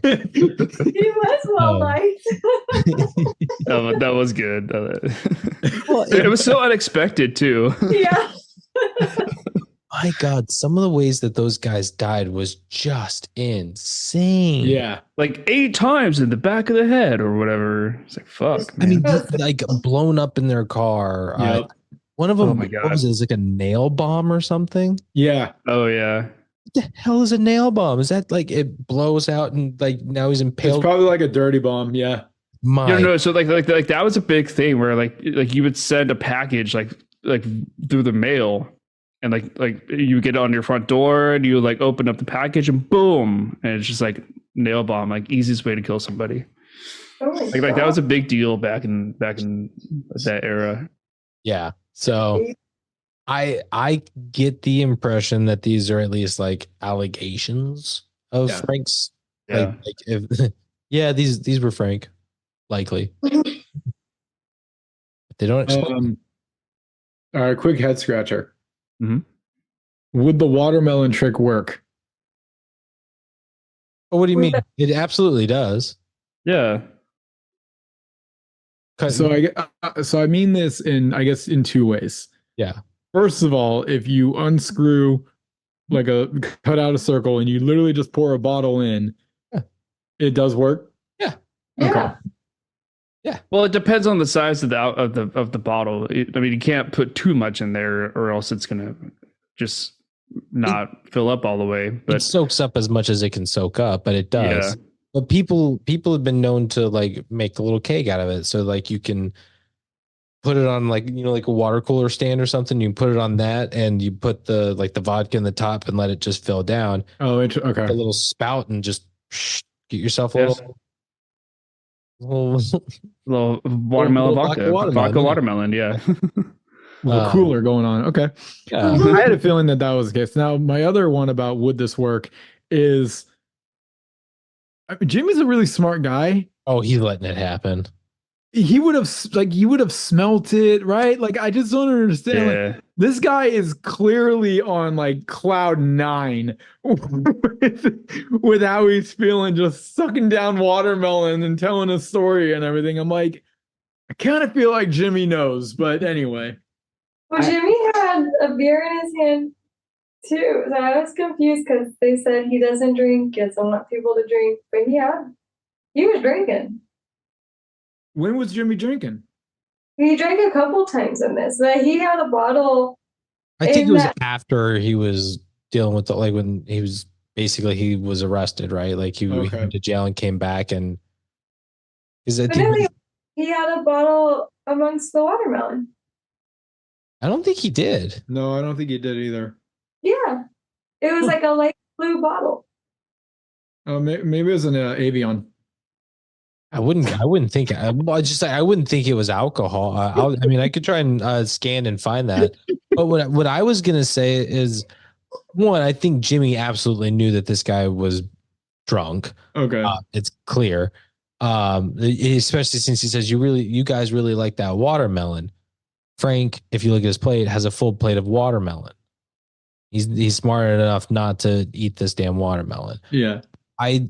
If I'm not mistaken, because I don't remember who that guy is, but I think it was like Hoffa's number 2, and that guy quickly got replaced by Fritz. I don't know, but that dude cracked me up. Like he's having a time of his life. Oh my God, loving this watermelon. Just even his energy of telling stories. Oh my God, I'd listen to you and watch and eat watermelon all day long, man. I like your vibe.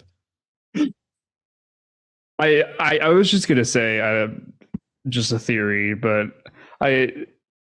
was Jimmy Hoffa just like on cocaine the whole time? Like I don't know. Like He seemed unstable for sure. Yeah, I just like there's just something about him. It just seems unstable and like kind of out there and paranoid. Are you telling me a mob guy would have done drugs? No. I'm saying like always having like a dose, like a micro dose of cocaine all the time. Like he's just constantly on cocaine in his waking hours. I don't sense cocaine from him. No. No. The fact that he doesn't drink, I think he's smart and like he's smart enough to know that you don't drink, you don't do drugs because that's how you get sloppy and that's how you fuck up and people catch it. Like he was smart and calculating, right? Like he knew how to protect himself. The dude made it to the end to basically was like, I know they're gonna kill me. That's their only option because there's no way I'm backing down on that. The person he would least suspect to take him down takes him down. Yes. Yeah. Okay. Hold on, Matt. You said sloppy. Like he doesn't want to get sloppy. The moment that I thought that Hoffa was getting sloppy was getting in the back of that car, like leading up to him dying. Sitting next to Frank, his best bud? No, just like that's the point. He's you can see Hoffa doesn't really want to get in the back of that car. He's skeptical. Mm-hmm. Frank assures him, "Yep, it's okay." He's like, "Okay, we're good, Frank. We're good." But here's the problem. I would think that for a man like that's in that kind of power in that position, like you would think that he would have a little bit more of a bodyguard protection to him. That's Frank. But more than just Frank. Like it's Frank. He doesn't trust anyone else. Exactly. Alone or Frank. Yep. Like he or Joe. Like he so much so that he can't trust anyone else to have more than one bodyguard. Correct. Wow. He cannot trust people. That's crazy. I don't know. Or at least constantly wearing like a ballistic vest all the time. Like the one that you put underneath your suit. I'm Jimmy Hoffa just walking through the streets with my bulletproof vest and I feel safe because they're not going to shoot me in the head, not like they did to Kennedy. Well, no. Like you put it under your suit, like under your shirt and everything. You know? Whatever. I don't know. I'm just saying I think Jimmy Hoffa got a little sloppy in the end. No. I just want to say that there have been stories that we have watched of these guys attempting to be insane and being walked through the streets because it's the only time they're allowed out of their house. So they will go through extreme measures. So, yeah. What was his name? I can't remember, but that was from Gotti, right? Yeah, it's from Gotti. But yeah, that dude wearing crazy outfit, being walked with a nurse or whatever. I forgot his name. Yeah. Real stuff. Go ahead, Jen. I have to go, guys. I'm sorry. Only 10 o'clock. Yeah. And we only wake up at 2:30. So let me bring this up. Obviously, we've been talking for pretty much 4 hours. It's 10 o'clock. There's no way we're going to cover all of this stuff tonight. Like, do we want to say like this was a successful chat and go ahead and round things out? Or I mean, I covered my highlights. I have one head scratcher left and quotes, but all of my highlights of the movie I've already talked about. Nick? I mean, we can let Jen go so we're not holding her up. But Jen, if you want to do your final thoughts now and log off, you may. Thank you, sir. You have our permission, Jen. Yes, you have the floor. Actually, guys. So I almost said Gotti. Well, that's not the movie. The Irishman. The Irishman. I will say, Tiki, you helped paint a prettier picture for me. Sweet. You painted. When you focus on the art aspect of it and like getting past, it's 3.5 hours, and then also the really sad story, like the way everything is built up that was really beautiful, and that made me view it in a different way. I still don't know if I would ever watch this movie again.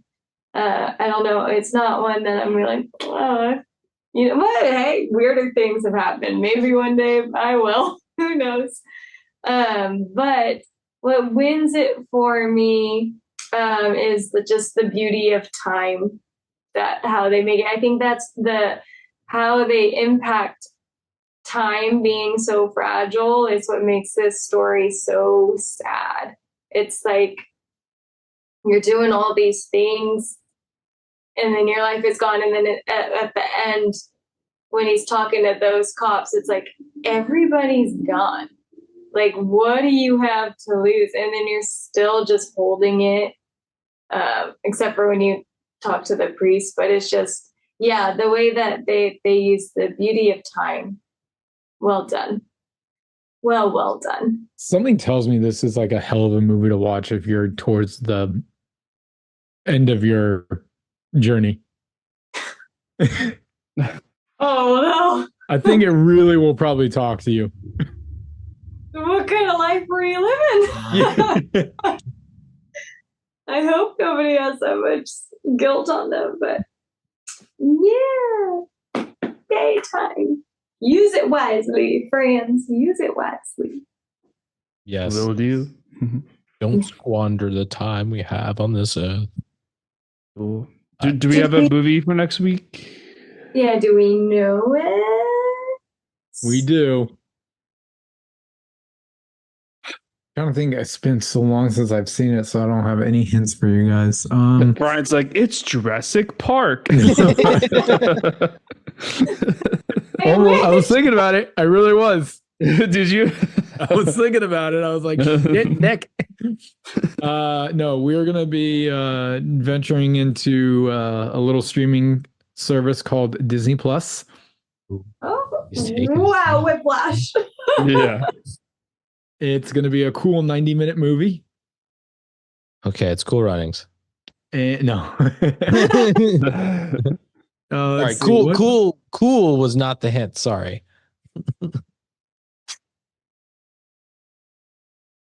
Is it Pixar? No, I'm really just racking my brain trying to think of at This least doesn't want you to go to bed yet, Jen. One clue. 12 hours later. Jen's like passed out on the couch. I'm getting up to go to work.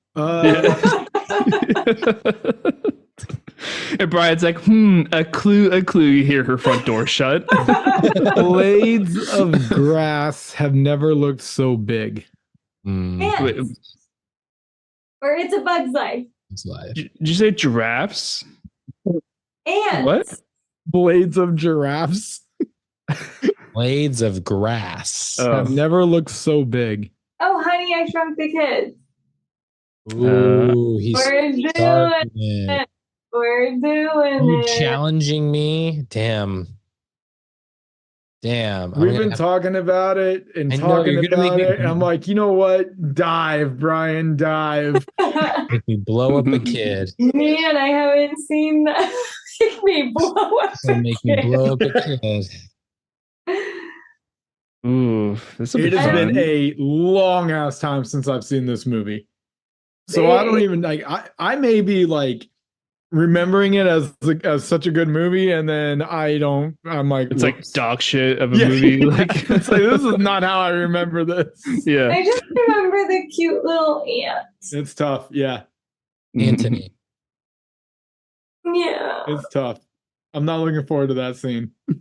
I don't remember what happens to the ant. Anton. The little ant. No, the ant's name is Anton, isn't it? I don't know. Oh, I can't wait. You know what? Now I just can't wait to tell to remember what he calls the damn thing. But I know I feel like it's an ant pun. Anyway.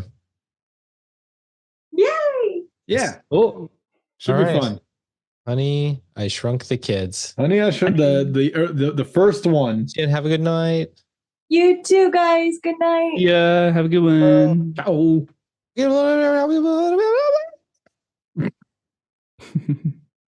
All right. So my head scratcher. Yes. And I really don't think we're gonna be able to answer this one.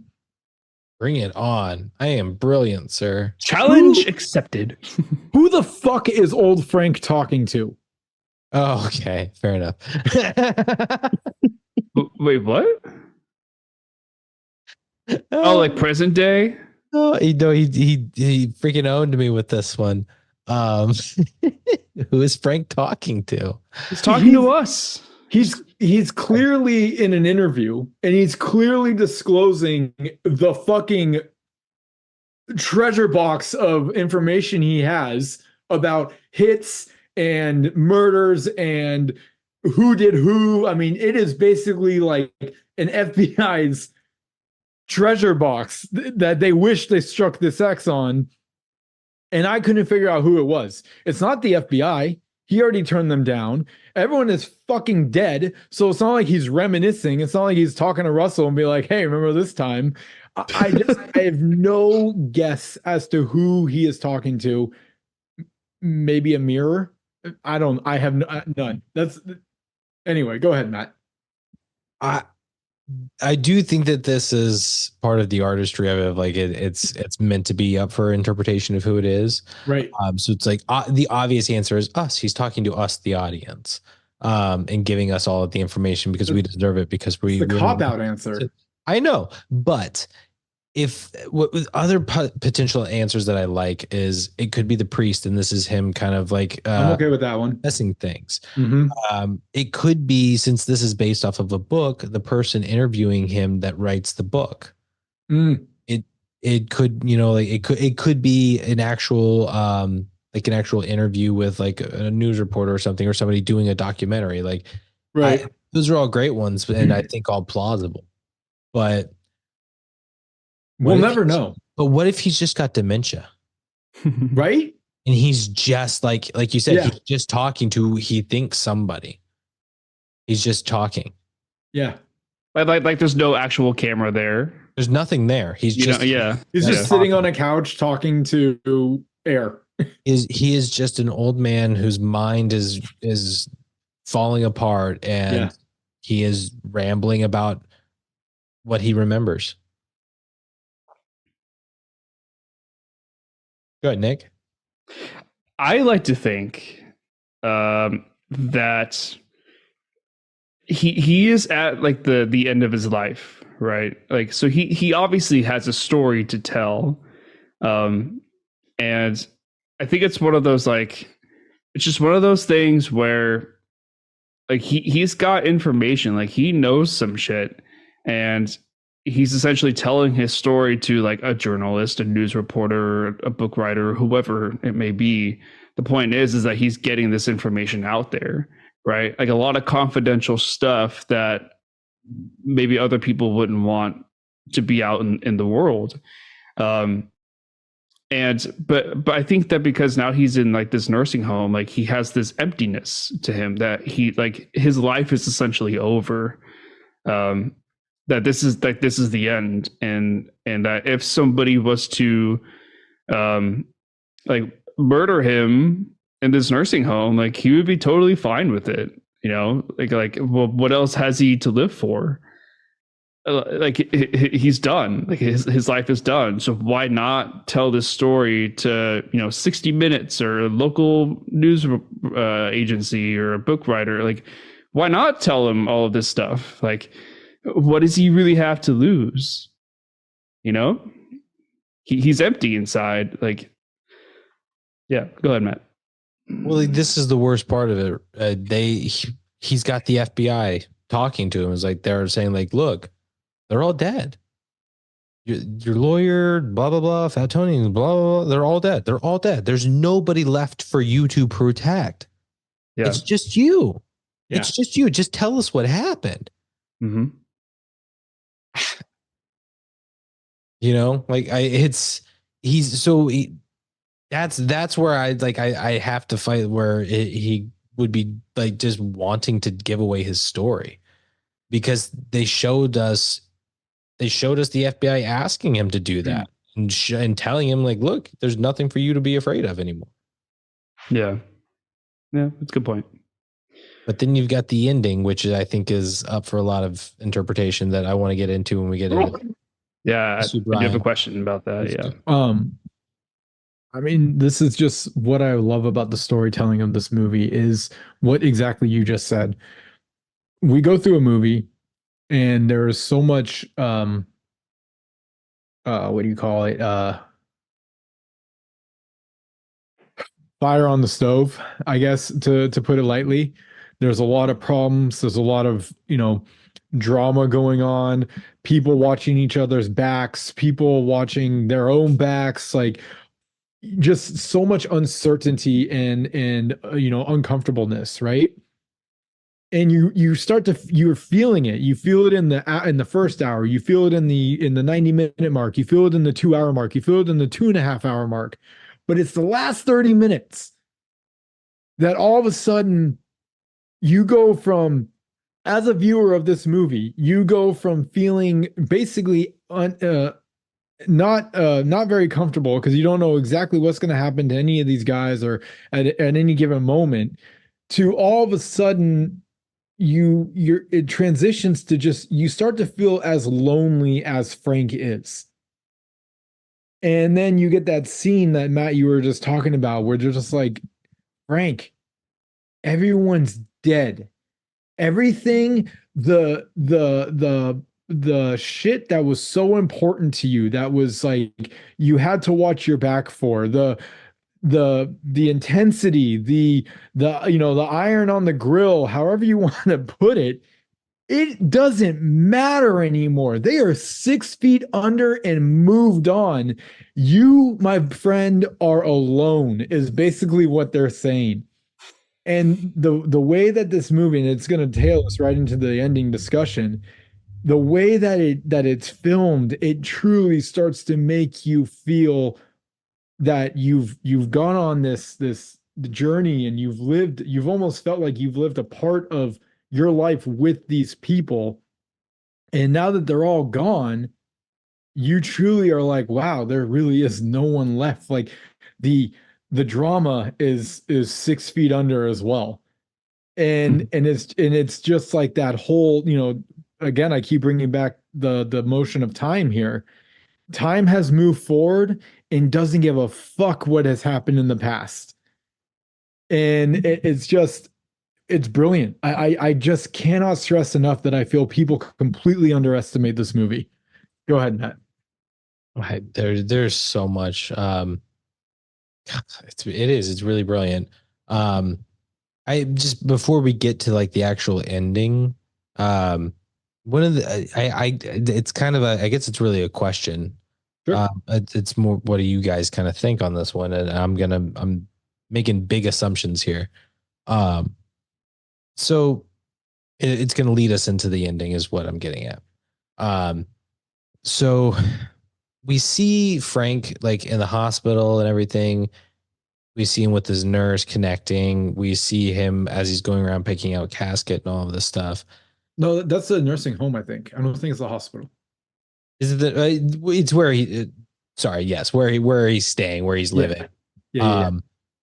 My apologies. But his nurse from the nursing home and the person, the guy who's driving him around to all the places and taking care of what he needs to take care of. Right. This is an observation made by me with a wild assumption. Notice that his nurse is a black woman, his driver is a black man.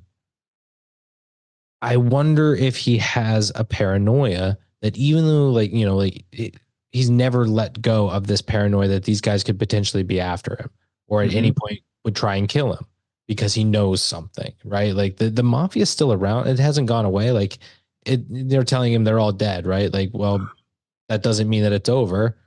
So I wonder if he ever had like this massive paranoia, and the reason that he would choose to have like a black nurse or a black driver is because, at least in history, they're known to be pretty racist towards ethnicities and minorities, right? Like they're like, it's Italian, none others. Like, I mean, even Irish and Jewish folks were treated pretty rough. Like you had to be pretty damn lucky to get good treatment. So I'm curious if that was like a strategy to kind of like surround him by good people that he felt protected and safe from, because it's like they wouldn't have recruited these people. Yeah, that felt weird saying these people. I didn't like that. But you know what I mean? Like, I wonder, and then leading into the end. Basically, you're saying he wants the nurse and the driver that he has, because he's almost choose them with a reason. He's 99% guaranteed that they don't have any ties to the mafia. Yeah. Like, yeah. Because I get that's a really good. I like that theory. I get the feeling that he's really paranoid. Yeah, he's really paranoid. I mean, he feels safe, but it's when you feel the safest that they get you. And the end, like, are we ready for to say the literal end to this movie? Yep. Leave the door open. I don't like it closed. He likes to keep it open. He wants to see if somebody's coming. Like it. That's one way. I like the metaphor of it, of leaving it an open-ended ending of did he or didn't he do it? Well, okay, there's a lot. Yeah, there's dive in. Seriously, I said my piece for now. Go ahead, Nick.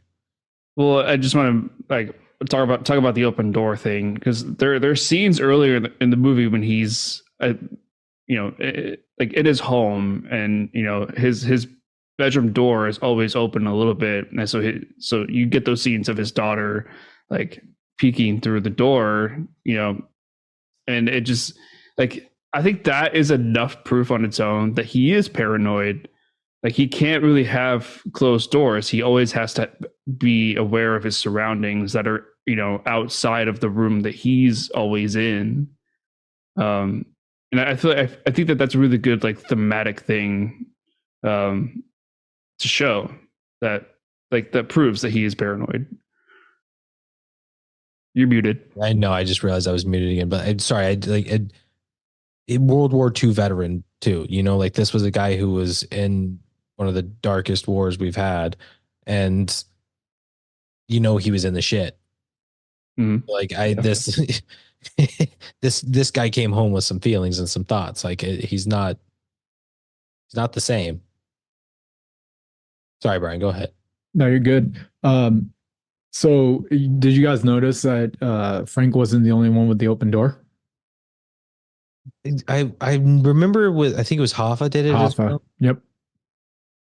Jimmy Hoffa had his, I think it was like one of the hotel rooms or something like that. He had an open door too. But so the open door seems to be more of an ongoing symbolism for like going into actual real life, not just the movie. And I think obviously if you look at the movie, it's kind of like, well, everyone's paranoid. Everyone thinks that someone's out to get them, so they leave the door open just to be one step ahead and all that stuff, right? Now, if you start to go towards the very, very end of the movie, where it literally just ends, cuts to black with him in his room with the door open. Yes, you could look at it as he's still paranoid and he still thinks that people are out to get him, even though everyone that he was involved is long gone, and he's the only one that's left, except for Hoffa and his family, right? But in terms of symbolism for real life, you can also look at that as the door is left open because technically much of what we saw on this 3.5 hour movie has not been closed and are still an open ongoing case. Yeah. So it's like the open door essentially now becomes multiple meanings. And quite frankly, I completely agree with all of them. Yeah. Yeah. Why does it have to be one, right? It's like 14 people have said that they've killed Jimmy Hoffa. We don't know who killed Jimmy Hoffa just as much as we don't know who assassinated Kennedy. A lot of things that you see in this movie, there is a lot of the book is still open. Mm-hmm. Hence, the door being open. Why would 14 like why would a bunch of people lie about killing somebody that they didn't kill? That doesn't make any sense to me. Dude, Is it like a notoriety thing, like respect or status? Like what is it? Like what is Think it? of it this way. For us, Jimmy Hoffa, not that big of a name, right? To be honest. Born in 87 and Jimmy Hoffa still wasn't that big of a name for me. 30s, 40s, 50s, Jimmy Hoffa was like, they even said it. He was second to the president practically when it comes to popularity. Yeah. To be the one to take down Jimmy Hoffa, you know, maybe going for that little John Wilkes Booth status. Like, I'm not sure what the end goal here is. I'm trying to like picture what it would be nowadays. Like, who would be assassinated and someone would just try to jump on it to be like, yeah, that was definitely me. I'm the one that did this. I mean, the president, obviously, but like maybe like a celebrity. I mean, I'm not trying to get arrested or anything, but the only one that really jumps to mind right now is if Trump was taken down. Oh, like I feel like there'd be a lot of people yeah. that would try to jump for claim to fame on that one. Yeah. Like who's the most famous celebrity? Like who is like the top of the top? Like it could be a sports actor. Taylor Swift right now. Yeah. There's probably no one bigger than her. Like everybody knows Taylor Swift. We're talking like worldwide fame. Absolutely. It's T-Swizzle. But you wouldn't want to be like, good luck if you're going to be taking like that one. You will be booted off the islands. Like you would be absolutely hated, where it's like, yeah, that's not somebody you would brag about. Killing. No, you wouldn't brag about that. That's what I'm saying. I feel like Trump is someone that you would brag about. Because of how divided the country became because of this one man. Yeah. No, I can see it. It's just interesting, like 6 in because to say that you murdered someone, like you're almost incriminating yourself. You know, you're not almost, you are. Well, I mean, there's no, if there's no evidence, like then you're not, being. But that's the thing too. Like, we don't know these 14 people, who these 14 people are that are saying that they've done it. They could be like just underlings or like, oh yeah, they told me to go to this and this is what we did. And like it absolutely could just be 14 people who are either covering for somebody because they know something. Right. They're like, yeah, it was me. This is totally me. Or they just want to be like accredited for like, yeah, I was there. I killed him. I was part of it. Or I mean, the other thing is when you got 14 people that are admitting to the same crime, that's a lot of breadcrumbs. Which trail do you pick first? So maybe it's like a ploy to confuse the police. That's so weird. So strange. Huh. I don't really know if I have much else. I mean, I'm sure there's scenes that we could talk about, but I feel like we can go on forever. I have quotes. I like I said, on this movie, I just kind of pick highlights. I know we're not going to talk about everything. Yeah. I mean, like, if we're talking like general story of like the plot of this movie, it's really, it's sort of like a biopic of Frank, what's his last name? Sheeran. Like Sheeran. Frank Sheeran. It's really like it's the story of his life and how he, started from like being possibly like a regular citizen and just found himself being a really good hitman. Like, whether it was intentionally or not, and just lived a life of it until the very end, when essentially he's killed everybody. And then how he has managed to survive up until the very end of this movie is bonkers to me. Like how nobody has been able to kill him throughout the decades. It's like that's the craziest part to me, honestly, because it only takes 1 second to kill somebody. We know that he's done it with tons of people, but how nobody else has managed to kill Frank Like, answer that one for me, you know? Well Yeah. liked. Died of old age. I felt bad for for where he ended up calling a bad hit. Oh yeah. I'm like, damn, dude. Talk about being at the wrong place at the wrong time. Well, no, it wasn't a bad hit because of being the wrong person. It was because there was bad information. I know. That's what I'm saying. He goes into the Fed building Mm-hmm. and he told people ahead of time, hey, I'm going in here, so don't let anything bad happen to me. They completely dropped the ball to let other people know. And within 2 seconds, his life is gone. Oh, boom. It's crazy. And then you hear Frank say, turns out we didn't get the information. So that was a bad hit. Moving on. Yeah. You know what I thought was like a funny and interesting thing is like he dies and he never gets his hand out of his pocket. He just drops with his hand still in his coat pocket. Like, yeah, weird. Oh. Like it's just kind of like a weird thing that like to think about a guy dying and somebody's gonna roll up and then this guy see him shot and his hand's still in his pocket. Like, yep. Clearly had no clue what was about to happen. Yeah. Yeah, I got nothing else. Yeah. I only have two quotes. Quotes. I wrote down when anyone says they're a little concerned, they're very concerned. Yeah. Yes. That's a good one. Frankly, Good life rule. Concerned.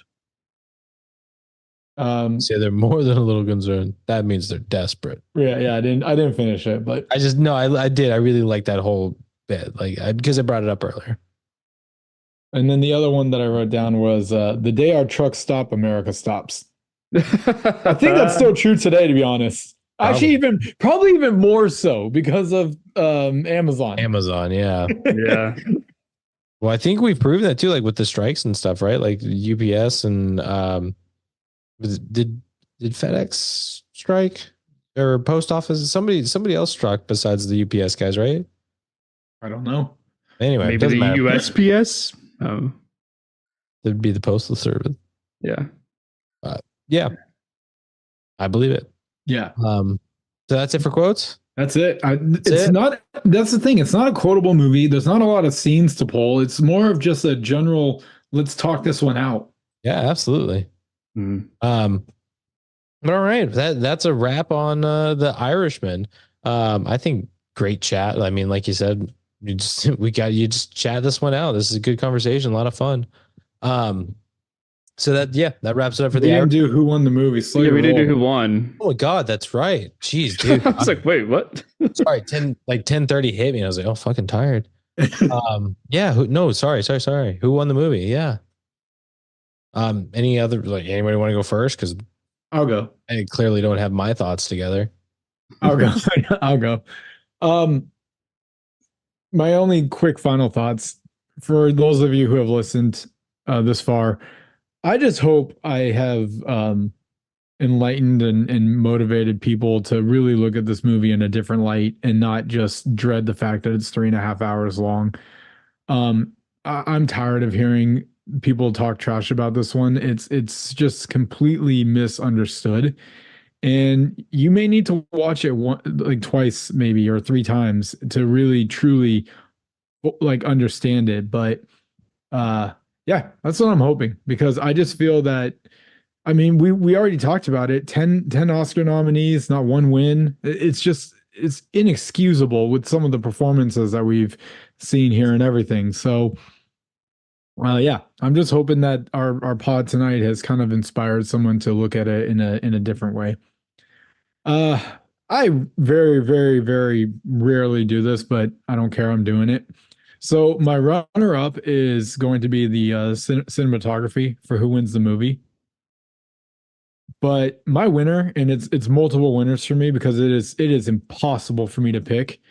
I'm giving it to Scorsese, De Niro, Pesci, and Pacino. These four, for everything that they've given to us in cinema in general, and to just collaborate together and to make The Irishman. I said it in the top of the show. I look at this as what would most likely be their final bow to this to this style genre, maybe even to these definitely to these type of movies. And if I'm wrong, then so be it. But just like the way that this movie is, it's getting towards the end of time here for some of them. And if this is the final bow, just congratulations. So I have to give it to all four of them. Just a bang out job. You want me to go, Nick? Sure. Yeah, I'm glad I finally got to see this movie. Sure, it's long, but Nick, like you said, I think earlier, it's really not that bad. Like, I mean, it doesn't feel like 3.5 hours. I mean, yeah, it's not so bad. Just put that time aside, get through it. It's yeah, there's a lot going on in this one. It's definitely one of those movies where people are going to have strong opinions of it now that in years from now, as we keep watching it, people keep talking about it, are going to realize the really good things about it, like things that people are not talking about now and neglecting. So you heard it here first. Yeah. So remember that. Yeah, suckers. We talked about this. GoodFlickas, head of time. Yes. 5 years after the movie came out, you heard it. You heard it first. You're all wrong. Yeah, really enjoyed this movie. It was, and my favorite thing about it is really just the amount of star power I got to see in it. Like the obvious, like I said, the Holy Trinity, and it being Scorsese is always great. Harvey Keitel, but like, I mean, it really all of them, like seeing so many faces, even the guy who played Chucky, Hoffa's son, recognize that guy, cannot remember his name, but like just so many faces, so many recognizable faces and actors and stuff. It was fun seeing them in this freaking epic of a movie. So yeah, that's probably one of my favorite things about this, was seeing all those guys and the movies that I may not like. I think that's why I like Ray Romano in this one so much, is it's not a type of movie I would have expected him to be in. And to me, he doesn't pull away from anything. I enjoy him in the role that he plays. For who wins it for me, like while everything is great, like cinematography, costumes, like all of the de-aging and everything is fantastic. It's incredible. But for me, the most powerful performance really was from Joe Pesci for me. Yeah, I had a feeling you're gonna say so. Like, we've been diving more and more into his career and stuff, and seeing more of his movies, talking about more of his movies.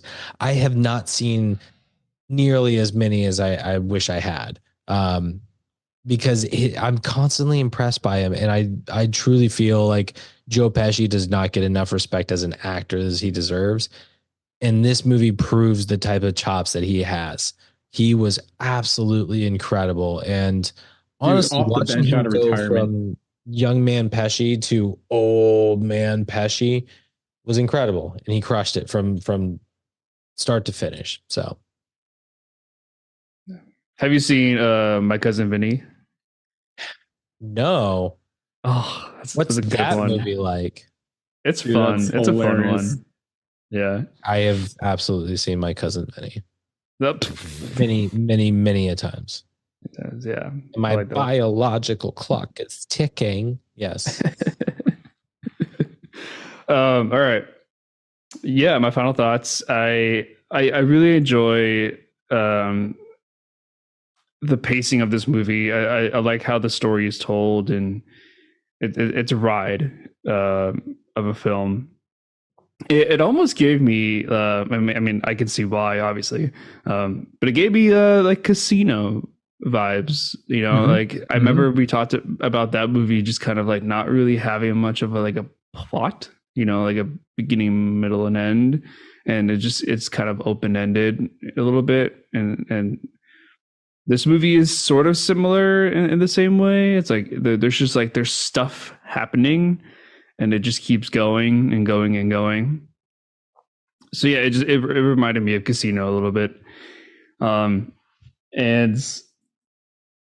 Yeah, it's just it's a good one. I don't know if I'll watch it again just because it is long.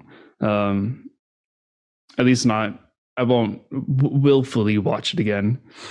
But wins it for me. I'm gonna have to give it to De Niro. I think he just like he plays his character so well and does a phenomenal job at making us like question his motives and his acting just portrays that character so well. So Robert De Niro specifically is my winner. Yeah. All right. Well, good luck picking between, all of our answers of the entire film, Brian, for who won the movie. They all win. If I'm throwing out the vote, I'll on the Holy Trinity, and I'll say that. No. But yeah, that officially does it. Yes. Did I forget anything else? We're done. No, you're good. We have reached the end. Yeah, that wraps up The Irishman. Tune in next week. Thank you for joining us. So yeah, check us out next week where we're going to be talking about Honey, I Shrunk the Kids, streaming on Disney Plus, which I will say will probably send us at least into a sequel. It's up to Jen if we go to the trilogy, I guess, right? But I wasn't trying to do that, but you know what? I'm curious because at least with those two, I think they're much closer in time difference. Yeah, definitely. So kind of curious to see what it would be like to watch those back to back. But yeah, kind of like the Hunger Games when we did like the trilogy for the Hunger Games. We were just like, fuck it, let's watch all of them. That's how it goes. We don't always do like trilogies and stuff, but pretty often when somebody starts one, we'll do it. Yeah. So we'll see what happens. But yes.